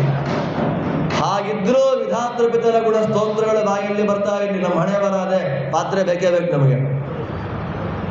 ನೀವೆಲ್ಲ ಇಷ್ಟು ಜನ ಸೇರಿಸ್ಬಿಟ್ಟು ಗರ್ಭವಾಸ ಆಗ್ತಾ ಇದೆ, ಪ್ರವಚನ ಮುಗಿಸಿ ನಿಮ್ಮ ರೂಮ್ಗೆ ಹೋಗ್ಬಿಡಿ ಅಂತಂದ್ರೆ ಊಟ ಗೀಟ ಏನು ಕೇಳಲೇಬೇಡಿ, ನೀರೂ ಕೊಡಲ್ಲ, ಸುಮ್ಮನೆ ಪ್ರವಚನ ಕೇಳಿ ಮನೆ ಹೊರಟೋಗಿ ಅಂತಂದ್ರೆ ನೀವೇ ಮಾಡ್ಕೊತೀರಿ, ನಮ್ಗೆ ಯಾಕೆ ಕರಿತೀರಾ ಅಂತೀವಿ. ನಮ್ಮ ಸ್ವಭಾವ ಅನ್ನಗತ ಪ್ರಾಣರು ನಾವು. ಹಾಗಿದ್ರೂ ತೀರ್ಥಯಾತ್ರೆ ಮಾಡಬೇಕು ಅನ್ನೋ ಬುದ್ಧಿ ಭಗವಂತ ಕೊಟ್ಟಿದ್ದಾನಲ್ಲ, ಅಷ್ಟೇ ಸಾಕು, ಪುಣ್ಯ ವಿಶೇಷ. ಆದರೆ ವಿದುರ ತೀರ್ಥಯಾತ್ರೆ ಮಾಡ್ತಾರೆ, ಅವ್ರು ಯಾರು ಅನ್ನುವ ಐಡೆಂಟಿಟಿ ತೋರಿಸ್ಲೇ ಇಲ್ಲ. ನಾವು MLA ತರ್ತೀವಿ ರಂಗನಾಥ್ ದೇವ್ರ ನೋಡೋಕ್ಕೆ, MP ತರ್ತೀವಿ, ತಿರುಪತಿ ಶ್ರೀನಿವಾಸ ದೇವ್ರ ಮುಂದೆ 2 ನಿಮಿಷ ಹಿಂಗೆ ಎಳೆದು ಬಿಸಾಕ್ಬಿಡ್ತಾರೆ. ನಮ್ಮ ಊರಿನ MP ಕೊಟ್ಟಿಯಾರ ನೋಡ್ರಿ, ನಾವು MP ಕಡೆಯವರು ಅಂತೀವಿ. ಅವನ MP ಯಾರು ಅಂತ ಅವನ ಸ್ಕ್ಯಾಮ್ ಎಲ್ಲ ಊರಿಗೆಲ್ಲ ಗೊತ್ತಿರುತ್ತೆ. ನಾವು ಒಂದು ಕಡೆಯವರು ಅಂತ ನಮ್ಮನ್ನು ಹಂಗೆ ಸೇರಿ ಬಿಸಾಕ್ಬಿಡ್ತಾರೆ. ವಿದುರ ಹೇಳ್ತಾನೆ, ಅವನು ಯಾರು ಅನ್ನುವ ಐಡೆಂಟಿಟಿ ಪ್ರಪಂಚಕ್ಕೆ ಗೊತ್ತಾಗದೇ ಇರುವಂತೆ ವೇಷವನ್ನು ಮರೆಸಿಕೊಂಡು ಅವಧೂತನಂತೆ ದೇಶ ದೇಶಗಳನ್ನು ತಿರುಗಿಬಿಟ್ಟ. ನೋಡಿ ನಮ್ಮ ದೌರ್ಭಾಗ್ಯ, ಯಾವ ಕ್ಷೇತ್ರಕ್ಕೆ ಹೋದ ಅಂತ ಒಂದೇ ಒಂದು ಕ್ಷೇತ್ರದ ಹೆಸರು ಹೇಳಿ. ಅಂಥ ಊರಿಗೆ ನಾವು ಹೊರಟೋದ್ರೆ ನಮಗೂ ಪುಣ್ಯ ಬಂದ್ಬಿಟ್ರೆ, ದೇವತೆಗಳು ರಹಸ್ಯ ಮಾಡಿಡ್ತಾರೆ, ಕೆಲವು ಕ್ಷೇತ್ರಗಳನ್ನು ಹೇಳೋದಿಲ್ಲ ದೇವತೆಗಳು, ಅಷ್ಟು ಗೋಪ್ಯವನ್ನು ಕಾಪಾಡ್ತಾರೆ. ಪರೋಕ್ಷ ಪ್ರಿಯ ಇವಹಿ ದೇವಾ, ದೇವತೆಗಳಿಗೆ ಸೀಕ್ರೆಸಿ ಮೇಂಟೈನ್ ಮಾಡೋದು ತುಂಬ ಇಷ್ಟ. ಸಂಚಾರ ಮಾಡ್ತಾ ಮಾಡ್ತಾ ಅಲ್ಲಲ್ಲಿನ ವಿಷ್ಣುಲಿಂಗವನ್ನು ದರ್ಶನ ಮಾಡ್ತಾ, ನದಿಗಳಲ್ಲಿ ಸ್ನಾನ ಮಾಡ್ತಾ, ಅಲ್ಲಿದ್ದ ಜ್ಞಾನಿಗಳ ಆರಾಧನೆ ಮಾಡ್ತಾ, ಅವರಂತ್ರ ಪಾಠ ಪ್ರವಚನಾದಿಗಳನ್ನು ಕೇಳ್ತಾ ಸಂಚಾರ ಮಾಡ್ತಾ ಮಾಡ್ತಾ ಎಲ್ಲಿ ಬಂದ, ಯಮುನಾ ತೀರಕ್ಕೆ ಬಂದ. ಅವನು ಯಮುನಾ ತೀರಕ್ಕೆ ಬಂದು ಸ್ನಾನ ಮಾಡಿ ಎದ್ದು ಕೂತ್ರೆ ಅಲ್ಲಿ ಇನ್ನೊಬ್ಬ ಕೂತ್ಕೊಂಡಿದ್ದ, ಸೇಮ್ ಕೃಷ್ಣನ್ ಥರನೇ ಇದ್ದಾನೊಬ್ಬ. ಆ ಹುಡುಗನಿಗೆ ಆಟ ಆಡಪ್ಪ ಅಂತಂದ್ರೆ ಕೃಷ್ಣ ಏನು ಆಟ ಆಡ್ದ ಅದನ್ನೇ ಆಟ ಆಡ್ತಾ ಇದ್ದಂತೆ. ಬಟ್ಟೆ ಹಾಕೊಳ್ಳೋ ಅಂತಂದ್ರೆ ಕೃಷ್ಣ ಹಾಕಿಕೊಂಡು ಬಿಟ್ಟೆ ಬಟ್ಟೆ ಹಾಕೊಳ್ತಾ ಇದ್ದಂತೆ. ಅವರಮ್ಮ ಒಳ್ಳೆ ಹಾರಗಳು ತಂದ್ಕೊಟ್ರೆ ಕೃಷ್ಣ ಹಾಕಿ ಹೂವುಗಳು ಕಿತ್ತೋಗಿ ಬರೀ ದಾರ ನಾವಿರುವ ಹಾರ ಮೈ ಮೇಲೆ ಹಾಕೊಂತ ಇದ್ದಂತೆ. ಉದ್ಧವ ಅವನ ಹೆಸರು, ಕೃಷ್ಣ ಅಂತಾನೆ. ಕೃಷ್ಣ ದೇವರ ಪಕ್ಕ ಉದ್ಧವನ್ ನಿಲ್ಲಿಸ್ಬಿಟ್ರೆ ಯಾರು ಕೃಷ್ಣ ಯಾರು ಉದ್ಧವ ಅಂತ ಗೊತ್ತೇ ಆಗ್ತಿರಲಿಲ್ಲ. ಒಂದು ಉದ್ಧವ ಅಣ್ವಪಿ ಮನ್ಯೂನಃ, ಸ್ವರೂಪದಲ್ಲಿ ಬೇರೆ, ಅಂದ್ರೆ ಅಷ್ಟು ಕೃಷ್ಣಗತ ಪ್ರಾಣ ಉದ್ಧವ. ಅವನು ಬಂದ, ಓ ಕೃಷ್ಣನ ಕಡೆಯವರು ಬಂದಿದ್ದಾರೆ ಅಂತ ಹೇಳಿ ಕೃಷ್ಣನ ಬಗ್ಗೆ ಎಲ್ಲ ಮಾತಾಡ್ತಾನೆ. ಒಂದು 25 ಶ್ಲೋಕದಲ್ಲಿ ಕೃಷ್ಣ ಅಂದ್ರೆ ಏನು, ಬಾಲಲೀಲೆಯಿಂದ ಆರಂಭ ಮಾಡಿಕೊಂಡು ದ್ವಾರಕೆಗೆ ಬಂದಿರೋ ತನಕ ಎಲ್ಲವನ್ನ ಮಾತಾಡಿದ. ಸರಿ, ಕೇಳಾದ್ಮೇಲೆ ಉದ್ಧವನಿಗೆ ಕೃಷ್ಣ ಅನ್ನುವ ಶಬ್ದ ಯಾವಾಗ ಬಂದ್ಬಿಡ್ತೋ ನಿಂತ್ಕೊಂಡಲ್ಲೇ ಅಸಂಪ್ರಜ್ಞಾತ ಸಮಾಧಿ ಸ್ಥಿತಿ ಹೊರಟೋದು. ನಿಂತ್ಕೊಂಡಿದ್ದಾನೆ, ಹೊರಗಿನ ಪ್ರಪಂಚಕ್ಕಿಂತ ಹೊರಟೇ ಹೋದ. ಕಣ್ಣಲ್ಲಿ ನೀರು ಬರ್ತಾ ಇದೆ. ಕೃಷ್ಣ ಅಂದ ತಕ್ಷಣ ಕಣ್ಣಲ್ಲಿ ನೀರು ಬಂತು. ವಿದುರನಿಗೆ ಗೊತ್ತಾಯಿತು ಅವನು ಸಮಾಧಿ ಹೊರಟೋಗಿದ್ದಾನೆ. ಸ್ವಲ್ಪ ಹೊತ್ತಾಗಲಿ ಅಂತ ವೆಯ್ಟ್ ಮಾಡ್ದ. 1 ಮುಹೂರ್ತಗಳ ಕಾಲ ವೆಯ್ಟ್ ಮಾಡ್ದ. ಆ ಮುಹೂರ್ತಗಳಲ್ಲಿ ಕೃಷ್ಣ ಧ್ಯಾನವನ್ನು ಮಾಡಿದ ಉದ್ಧವರು ಕಣ್ಣೆಲ್ಲ ನಿಧಾನ ಉಜ್ಜುಕೊಂಡು ಹೊರಗೆ ಬರ್ತಾರೆ. ಹೊರಗೆ ಬಂದ ಆಲಿಂಗನ ಮಾಡಿಕೊಂಡ್ರು. ಏನಂತ ಹೇಳಪ್ಪ, ಕೃಷ್ಣ ಬಿಟ್ಟು ಹೋದ, ಭೂಮಿಲೇ ಇಲ್ಲ ಕೃಷ್ಣ ಅಂತಂದ್ರು. ಅಂದರೆ ಇದು ನೆಕ್ಸ್ಟ್ ಆಗುವಂಥ ಘಟನೆಯನ್ನು ಆಗಿಬಿಟ್ಟಿದೆ ಅಂತ ಈಗಲೇ ಹೇಳೋದು ಕ್ರಮ. 11ನೇ ಸ್ಕಂದದಲ್ಲಿ ಆಗುವ ಘಟನೆಯನ್ನು ಈಗಲೇ ಆಗುವಾಗಿದೆ ಅಂತ ಹೇಳಿಬಿಟ್ರು. ಸರಿ, ಅದು ಬಿಡಿ. ನನಗೆ ಕೃಷ್ಣ ಹೋಗಬೇಕಾದ್ರೆ ತತ್ವೋಪದೇಶಗಳನ್ನು ಮಾಡಿ ಹೋಗಿಬಿಟ್ಟಿದ್ದಾನೆ ಅಂತಂದರು. ಯಾರು? ಉದ್ಧವರು. ವಿದುರ ಕೇಳ್ತಾನೆ, ನಿನ್ನ ತತ್ವೋಪದೇಶ ಮಾಡಿ ಹೋಗಿದ್ದಾನೆ ಅಂತಲ್ಲ, ನನಗೂ ಒಂದೆರಡು ಹನಿ ಪ್ರೋಕ್ಷಣೆ ಮಾಡು. ಉದ್ಧವ ಅಂತಾನೆ, ನನಗೆ ಬದರಿಕಾಶ್ರಮಕ್ಕೆ ಹೋಗಿರಕ್ಕೆ ಹೇಳಿದ್ದಾರೆ ದೇವರು. ನಿನಗೋಸ್ಕರ ಮಿತ್ರಾದೇವಿಯ ಮಗನಾದಂತಹ ಮೈತ್ರೇಯರನ್ನ ಹರಿದ್ವಾರದಲ್ಲಿ ಕೂಡಿಸಿಟ್ಟಿದ್ದಾರೆ. ಹರಿದ್ವಾರಕ್ಕೆ ಹೋಗಿ ಭಾಗವತ ಕೇಳು, ನಾನು ಬದಲಿಗೆ ಹೋಗ್ತೀನಿ ಅಂತ. ಇಬ್ಬರು ಒಂದೇ ದಾರಿಯಲ್ಲಿ ಹೋಗುತ್ತಾರೆ. ಜ್ಞಾನಿಗಳ ಸಂಚಾರ ಹೇಗಾಗುತ್ತೆ ಅಂತ ಗೊತ್ತಿಲ್ಲ. ಅವನು ಆ ಕಡೆ ಹೋದ, ಇವನು ಯಮುನಾ ನದಿಯಿಂದ ನಡೆದು ನಡೆದು ನಡೆದು ಸ್ವಲ್ಪ ದಿನಗಳಲ್ಲಿ ಎಲ್ಲಿಗೆ ಬಂದ? ಹರಿದ್ವಾರಕ್ಕೆ ಬಂದ. ಹರಿದ್ವಾರದಲ್ಲಿ ಗಂಗಾ ತೀರದ ಒಂದು ಆಶ್ರಮದಲ್ಲಿ ಮಹಾನುಭಾವರು, ಮಹಾಕೋಪಿಷ್ಠರು, ಮಹಾಶಾಂತರು, ವೇದವ್ಯಾಸ ದೇವರ ಜೊತೆಯಲ್ಲಿ ಆಟ ಆಡಿದವರು, ಪರಾಶರ ಮುನಿಗಳ ಶಿಷ್ಯರೂ ಆದಂತಹ ತಪಸ್ವಿ ಮೈತ್ರೇಯರ ಭೇಟಿ ಆಯಿತು. ಮೈತ್ರೇಯರು ಯಾರು ಅಂತ ಪರಿಚಯ ಮಾಡಿಕೊಡ್ಬೇಕಾದ್ರೆ ದುರ್ಯೋಧನನ ತೊಡೆ ಮುರಿದು ಹೋಗಲಿ ಅಂತ ಶಾಪ ಕೊಟ್ರಲ್ಲ ಅವರೇ. ಸಿಕ್ಕಾಪಟ್ಟೆ ಕೋಪಿಷ್ಠರು. ಧೃತರಾಷ್ಟ್ರ ಹೇಳ್ತಾನೆ ವೇದವ್ಯಾಸರಿಗೆ, ಅಪ್ಪ ನಿನ್ನ ಮೊಮ್ಮಗನ್ನ ತಿದ್ದಬೇಕಾದ ಜವಾಬ್ದಾರಿ ನಿಂದೆ ಅಂತ. ವೇದವ್ಯಾಸರಂತಾರೆ, ನಿನ್ನ ಮೊಮ್ಮಗ ನನಗೆ ಸಿಗೋದಿಲ್ಲ ಖಂಡಿತ. ನೋಡಿ, ದೇವರಿಗೆ ಸಿಗದೇ ಇರೋವಂಥ ಉದ್ದಟ ಕಲಿ. ನನ್ನ ಫ್ರೆಂಡಿಗೆ ಕಳಿಸ್ಕೊಡ್ತೀನಿ, ಅವನು ತುಂಬ ಕೋಪಿಷ್ಠ. ಏನಾದರೂ ಅಪಚಾರ ಮಾಡುವಾಗ ನಡ್ಕೊಂಡ್ಬಿಟ್ರೆ ಶಾಪ ಕೊಟ್ಟು ಹೋಗ್ಬಿಡ್ತಾನೆ, ಹುಷಾರಾಗಿರು. ಅವಾಗ ಬಂದರು ಯಾರು? ಮೈತ್ರೇಯರು. ಏನೋ ಉಪದೇಶ ಮಾಡೋಣ ಅಂತ ಬಂದರೆ ಅವನು ತೊಡೆ ಕೆರ್ಕೊಂತ ನಗ್ತಾ ಇದ್ದಂತೆ. ಉಪದೇಶ ಮಾಡ್ತಾ ಇದ್ದಾರೆ, ಸಿಟ್ಟು ಬಂತು. ತೊಡೆ ಮುರಿದೋಗಿ ಸತ್ತೋಗು ನೀನು ಅಂತ ಶಾಪ ಕೊಟ್ಟು ಹೊರಟೇ ಬಿಟ್ಟು. ಅಷ್ಟು ಕೋಪಿಷ್ಠರು, ಅಷ್ಟೇ ಶಮದಮಾನಯುಕ್ತರು ಇಲ್ಲಿ ಕೂತಿದ್ದಾರೆ. ಕೂತಾಗ ನೇರವಾಗಿ ಬಂದರು ವಿದುರರು, ನಮಸ್ಕಾರ ಮಾಡಿದ್ರು. ದ್ವಾರಿದ್ಯುನದ್ಯ ಋಷಭಕ್ಕುರುಣಾಂ ಮೈತ್ರೇಯಮಾಸಿ ನಮಗಾಧ ಬೋಧಂ. ಆ ಮೈತ್ರೇಯರು ಯಾರು ಅಂದರೆ ಅಗಾಧ ಬೋಧ. ಅಗಾಧ ಬೋಧ ಅಂದರೆ ಸಮುದ್ರದಷ್ಟು ಆಳವಾದ ಜ್ಞಾನ ಅವರಿಗೆ. ಇನ್ ಡೆಪ್ತ್ ನಾಲೆಡ್ಜ್ ಅಂತ ಹೇಳ್ತೀವಲ್ಲ, ನಮಗದೆಲ್ಲ ಡೆಪ್ತೇ ಇಲ್ಲ. ನಮಗೆ ಸಮುದ್ರ ತೀರ ಅಲೆ ಕಾಲಿಗೆ ಬಡಿದು ಬಿಟ್ರೆ ಆನಂದ ನಮಗೆ. ಅಷ್ಟೇ ಭಯ ಆಗೋಗುತ್ತೆ, ಎಳ್ಕೊಂಡು ಹೋಗ್ಬಿಟ್ರೆ ಏನು ಮಾಡೋದು? ನಾವು ಸಮುದ್ರವನ್ನು ದೂರದಲ್ಲಿ ನೋಡ್ಲಿಕ್ಕಷ್ಟೇ ನಮ್ಮ ಯೋಗ್ಯತೆ. ಹೆಚ್ಚು ಕಡಿಮೆ ಆದರೆ ಸ್ವಲ್ಪ ಮುಟ್ಕೊಂಡು ಬರೋದಷ್ಟೇ. ಇನ್ನೂ ಪರ್ವಕಾಲ ಬಂದರೆ ಸ್ನಾನ ಮಾಡ್ಕೊಂಡು ಬರೋದಷ್ಟೇ. ಆಳಕ್ಕಿಳಿಯೋದು ಯಾವಾಗ? ಆಳಕ್ಕಿಳಿದ ಮಹಾನುಭಾವರು ಯಾರು? ಮೈತ್ರೇಯರು. ಅವರನ್ನು ಪ್ರಶ್ನೆ ಮಾಡ್ತಾನೆ. ಅವಾಗ ಅಂತಾರೆ, ವಿದುರ, ನಾನು ನಿನಗೆ ಪ್ರತ್ಯೇಕವಾಗಿ ಪಾಠ ಮಾಡಬೇಕಾದಿಲ್ಲಪ್ಪ. ವೇದವ್ಯಾಸ ದೇವರಿಂದ ಎಲ್ಲ ಪಾಠವನ್ನು ಕೇಳಿದ ಮಹಾನುಭಾವ ನೀನು. ಅದಕ್ಕೆ ಅವನ ಹೆಸರೇನು? ವಿದುರ. ವಿದುರ ಅಂದ್ರೆ ಏನು ಗೊತ್ತಾ?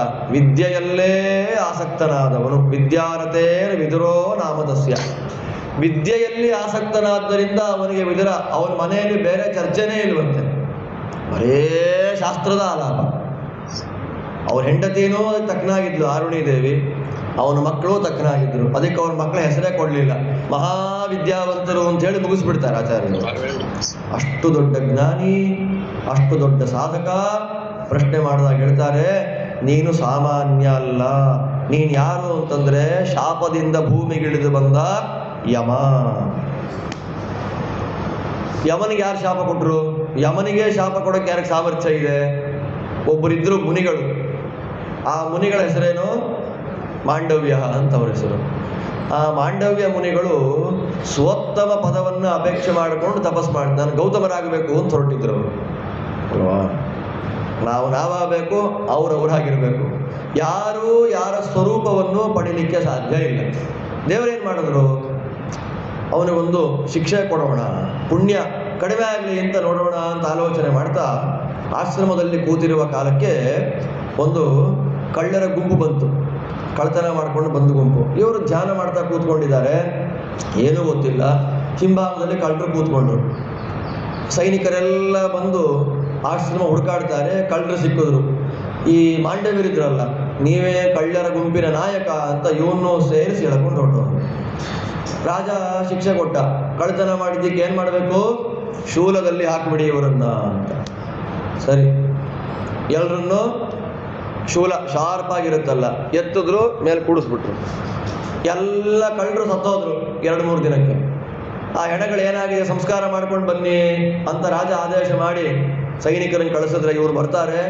ಆ ಶೂಲದಲ್ಲಿ ಸಿಕ್ಕಾಕೊಂಡೆ ಓಂ ಓಂ ಓಂ ಓಂ ಅಂತ ಇದ್ದಾರೆ. ಪಾಂಡವ್ಯರು ದೇಹ ಹೋಗಿಲ್ಲ, ಪ್ರಾಣ ಹೋಗಿಲ್ಲ, ನೋವಿಲ್ಲ, ದೇವರ ಧ್ಯಾನ ಮಾಡ್ತಿದ್ದಾರೆ. ಭಯ ಆಗೋಯ್ತು. ಯಾರನ್ನೋ ತಪ್ಪಾಗಿ ನಾವು ಶಿಕ್ಷೆ ಕೊಟ್ಟು ಬಿಟ್ಟಿದ್ದೇವೆ ಅಂದ್ಕೊಂಡಾಗ ರಾಜ ಓಡಿ ಬಂದಾಗ ಕ್ಷಮಾಪಣೆ ಕೇಳಿದ. ತೆಗೆದುಬಿಟ್ರು ಶೂಲದಿಂದ ಅವ್ರನ್ನ. ತೆಗೆಯುವ ಫಾಸ್ಟ್ ಗಾಬರಿಯಲ್ಲಿ ಬೆನ್ನ ಮೇಲೆ ಒಂದು ಆಣಿ ಸಿಕ್ಕಾಕೊಂಡ್ಬಿಡ್ತು. ಹಾಗೆ ಅವತ್ತಿಂದ ಅವ್ರನ್ನೇನು ಕರೆದ್ರು? ಆಣಿ ಮಾಂಡವ್ಯ. ಆ ಮಹಾನುಭಾವರು ಆ ಆಣಿಯಿಂದ ಏನು ಮಾಡ್ತಾ ಇದ್ರು? ದೇವರ ಪೂಜೆಗೆ ಹೂವು ತುಳಸಿ ತರಬೇಕಲ್ಲ, ಬುಟ್ಟಿ ಸಿಕ್ಕಾಕೊಂಡು ಚೆನ್ನಾಗಿ ಹೂವು ತುಳಸಿ ತಂದು ಟೀ ಇದರಲ್ಲೆಲ್ಲ ಹಾಕೊತಾ ಇರ್ತಾರಲ್ಲ, ಹಾಗೆ ಮಾಂಡವ್ಯರು ಏನು ಮಾಡ್ತಾ ಇದ್ರು? ಹೂವು ತುಳಸಿಗಳನ್ನು ತರಲಿಕ್ಕಾಗಿ ಉಪಯೋಗ ಮಾಡ್ತಾ ಇದ್ದ. ಅಂದರೆ ದೇವರು ನಮಗೆ ಕೊಟ್ಟ ಅಂಗವೈಕಲ್ಯವನ್ನು ದೇವರ ಸೇವೆಗೆ ಉಪಯೋಗ ಮಾಡಿಕೊಳ್ಳುವವರು ಮಹಾನುಭಾವರು. ನನಗೇನಾಗತ್ರಿ ಅಂತ ಎಲ್ಲ ಬಿಟ್ಟು ಬಿಡೋರ್ನ, ನನಗಾಗಲ್ಲಪ್ಪ ಅಂತನ್ನೋರು ನಾವು ಎಲ್ಲ ಕಿತ್ತುಕೊಂಡ್ರು ದೇವರ ಸೇವೆಗೆ ಇದು ಅನ್ನೋರು ಮಹಾನುಭಾವರು. ಅದಕ್ಕೆ ಅವರು ಮಹಾನುಭಾವರಾಗಿದ್ದು. ಕಾಲ ಮುಗೀತು. ಕಾಲ ಮುಗಿಸಿ ಯಮನ ಹತ್ರ ಹೋದಾಗ ಯಮನ್ ಕೇಳಬೇಕು ಅಂತಾರೆ. ಏನಯ್ಯ ಯಮ? ನೋಡಿ, ಜ್ಞಾನಿಗಳು ಕಮ್ಯಾಂಡಾಗಿ ಮಾತಾಡ್ತಾರೆ. ಯಾಕೆ? ದೇವರ ಭಕ್ತರಲ್ಲ ಅವರಿಗೆಲ್ಲ. ದೇವರ ಬಿಟ್ಟು ಇನ್ಯಾರು ಲೆಕ್ಕಕ್ಕೆ ಇಲ್ಲ ಅವ್ರಿಗೆ. ಏನೋ ಯಮ, ಏನು ನನ್ನನ್ನು ನೀನು ಶೂಲಕ್ಕೆ ಹಾಕಿದ್ಯಾ? ಹುಟ್ಟಿದಾಗಿಂದ ಇಲ್ಲಿ ತನಕ ನಾನೇನೂ ತಪ್ಪು ಮಾಡಿಲ್ಲ. ಏನು ಮಾಡಿಬಿಟ್ಟೆ ನೀನು? ಶೂಲಕ್ಕೆ ಹಾಕುವ ತಪ್ಪು ಮಾಡಿದೆ. ನಿಂಗೆ ಶಿಕ್ಷೆ ಕೊಡೋರು ಯಾರು ಅಂದಾಗ ಯಮಧರ್ಮರಾಜರಂತಾರೆ. ದೇವರ ಆದೇಶ ಗೊತ್ತವರಿಗೆ. ನೋಡಪ್ಪ, ನೀನು ಚಿಕ್ಕ ಹುಡುಗ ಆಗಿದ್ದಾಗ ಒಂದು ಹುಳ ಹೋಗ್ತಾ ಇತ್ತು, ದರ್ಬೆ ಕಡ್ಡಿ ಇತ್ತಲ್ಲ, ಚುಚ್ಚಿಬಿಟ್ಟು ಸಾಯಿಸ್ಬಿಟ್ಟೆ ನೀನು. ಅದಕ್ಕೆ ಏನೋ ಒಂದು ಕಾರಣ ಕೊಡಬೇಕಲ್ಲ. ಹುಳಕ್ಕೆ ಕಡ್ಡಿ ಸಿಕ್ಕಿಸ್ಬಿಟ್ಟು ವಿಲವಿಲ ಅಂತ ಒದ್ದಾಡುವಂತೆ ನೀನು ಮಾಡಿ ಸಾಯಿಸಿಬಿಟ್ಟೆ. ಆ ಪಾಪಕ್ಕೆ ನಾನು ಶಿಕ್ಷೆ ನಿನಗೇನು ಕೊಟ್ಟೆ? ಅವಾಗ ಮೈತ್ರೇಯರಂತಾರೆ, ಅದೇನೋ ಆಟದ ವಯಸ್ಸು, ಏನೂ ಗೊತ್ತಿಲ್ಲ. ಹುಳ ಅಂದ್ರೇನು, ಅದಕ್ಕೆ ನೋವಾಗತ್ತೆ, ಸಾಯತ್ತೆ ಅನ್ನೋದು ಏನೂ ಗೊತ್ತಿಲ್ಲ. ಅಷ್ಟು ಚಿಕ್ಕ ಅಕ್ಷಮ್ಯವಾದ ಪಾಪ ಏನಲ್ಲ. ಅಷ್ಟು ಚಿಕ್ಕ ಪಾಪಕ್ಕೆ, ತಪ್ಪಿಗೆ ಶೂಲಕ್ಕೆ ಸಿಕ್ಕಾಕೊಳ್ಳುವಂಥ ಶಿಕ್ಷೆ ಕೊಟ್ಟಿಯಲ್ಲ. ನೀನು ದಾಸಿಯ ಮಗನಾಗಿ ಶೂದ್ರನಾಗಿ ಹುಟ್ಟು ಶಾಪ ಕೊಟ್ಟು. ಯಮಧರ್ಮರಾಜರಿಗೆ ಶಾಪ ಕೊಡಲಿಕ್ಕೆ ಮಾಂಡವರಿಗೆ ಏನು ಯೋಗ್ಯತೆ ಇದೆ? ದೇವರ ಆದೇಶ. ಆ ಶಾಪ ಸ್ವೀಕಾರ ಮಾಡಿಕೊಳ್ಳಿಲ್ಲ ಅಂದಿದ್ರೆ ವಿದುರನಾಗಿ ಬರ್ತಾ ಇರಲಿಲ್ಲ. ವಿದುರನಾಗಿ ಬರಲಿಲ್ಲ ಅಂದರೆ ವಿದುರ ನೀತಿಯೇ ಇಲ್ಲ. ಮಹಾಭಾರತದ ಅರ್ಧ ಭಾಗ ಹೊಟ್ಟೋಗ್ತಾ ಇತ್ತು. ಮಹಾಭಾರತ ಪಾಠ ಬೇಗ ಮುಗಿದೋಗ್ತಾ ಇತ್ತು ನಮಗೆ. ವಿದುರನಾಗಿ ಬಂದ. ಇನ್ನೊಂದು ಹೇಳ್ತಾನೆ, 14 ವರ್ಷದ ಒಳಗೆ ಗಂಡು ಹೆಣ್ಣುಗಳು ಮಾಡುವ ಪಾಪ ಪುಣ್ಯಗಳಿಗೆ ಲೆಕ್ಕ ಇಲ್ಲ. ಪುಣ್ಯ ಪಾಪಗಳು ಲೆಕ್ಕಕ್ಕೆ ಬರೋದು ಯಾವಾಗ? ಕೌಂಟಬಲ್ ಆಗೋದು ಯಾವಾಗ? 14 ವರ್ಷದ ಮೇಲೆ ಅನ್ನುವುದಾಗಿ ಹೊಸದಾಗಿ ಧರ್ಮ ಸಂಹಿತೆಯನ್ನು ಮಾಡಿ ಮಾಂಡವ್ಯರು ಯಮಧರ್ಮರಾಜನಿಗೆ ಶಾಪ ಕೊಡುವುದರ ಮೂಲಕ ಯಮನನ್ನ ವಿದುರನಾಗಿ ಹುಟ್ಟಿ ಬರುವಂತೆ ಮಾಡಿಬಿಟ್ಟಿದ್ದಾರೆ. ಅಂತಹ ಮಹಾನುಭಾವ ನೀನಪ್ಪ, ಕೂತ್ಕೋ ಅಂತ ಕೂಡಿಸಿದರು. ಕೂಡಿಸಿದ ಮೇಲೆ ಸೃಷ್ಟಿ ಶುರು ಮಾಡ್ತಾರೆ. ನಾನು ಆರಂಭದಲ್ಲಿ 2 ಸೂಕ್ಷ್ಮ ವಾಕ್ಯ ಹೇಳಿದ್ನಲ್ಲ, ಮೂದರೂಪದ್ದು ಅಂತ. ಅದಿದು. ದೇವರು ಮಲಗಿದ್ದವನು ಎದ್ದನಲ್ಲ. ಲಕ್ಷ್ಮಿ ಕೇಳ್ತಾಳೆ, ಸೃಷ್ಟಿ ಮಾಡು ನೀನು ಅಂತ. ಸೃಷ್ಟಿ ಮಾಡುವಾಗ ಏನು ಮಾಡೋದು? ಅಲ್ಲಿ ಮೂಲೆಯಲ್ಲಿ ಬಿದ್ದಿತ್ತು 3. ಮೂಲೆಯಲ್ಲಿ ಬಿದ್ದಿರಲಿಲ್ಲ, ನೀವು ಅರ್ಥ ಆಗಲಿ ಅಂತ ಹೇಳೋದು. ಅಲ್ಲಿತ್ತು 3 ಬಾಲ್. 3 ಬಾಲನ್ನು ತಂದ. ಆ ಬಾಲ್ ಕೆಲಸ ಮಾಡ್ತಾ ಇರಲಿಲ್ಲ. ಯಾವ ಬಾಲದು? ಸತ್ವ, ರಜಸ್ಸು, ತಮಸ್ಸು. ಅದರನ್ನು ಪ್ರಪೋರ್ಷನೇಟ್ ಆಗಿ ಮಿಕ್ಸ್ ಮಾಡಿಬಿಟ್ಟ ದೇವರು.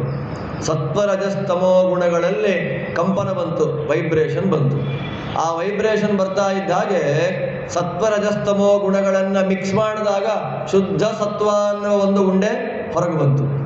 ಅದೇ ಮಹತ್ತತ್ವ. ಆ ಮಹತ್ತತ್ವವನ್ನು ಮತ್ತೆ ಅಲ್ಲಾಡಿಸಿದ್ದಕ್ಕೆ ಹೊರಗೆ ಬಂತು ಅಹಂಕಾರ. ಆ ಅಹಂಕಾರ ತಲೆ ಮೇಲೆ ಮತ್ತೆ 3 ಸಲ ಕುಟ್ಟಿದಾಗ ಅಹಂಕಾರ ಮತ್ತೆ 3 ಭಾಗ ಆಯಿತು. ವೈಕಾರಿಕ, ತೈಜಸ, ತಾಮಸ.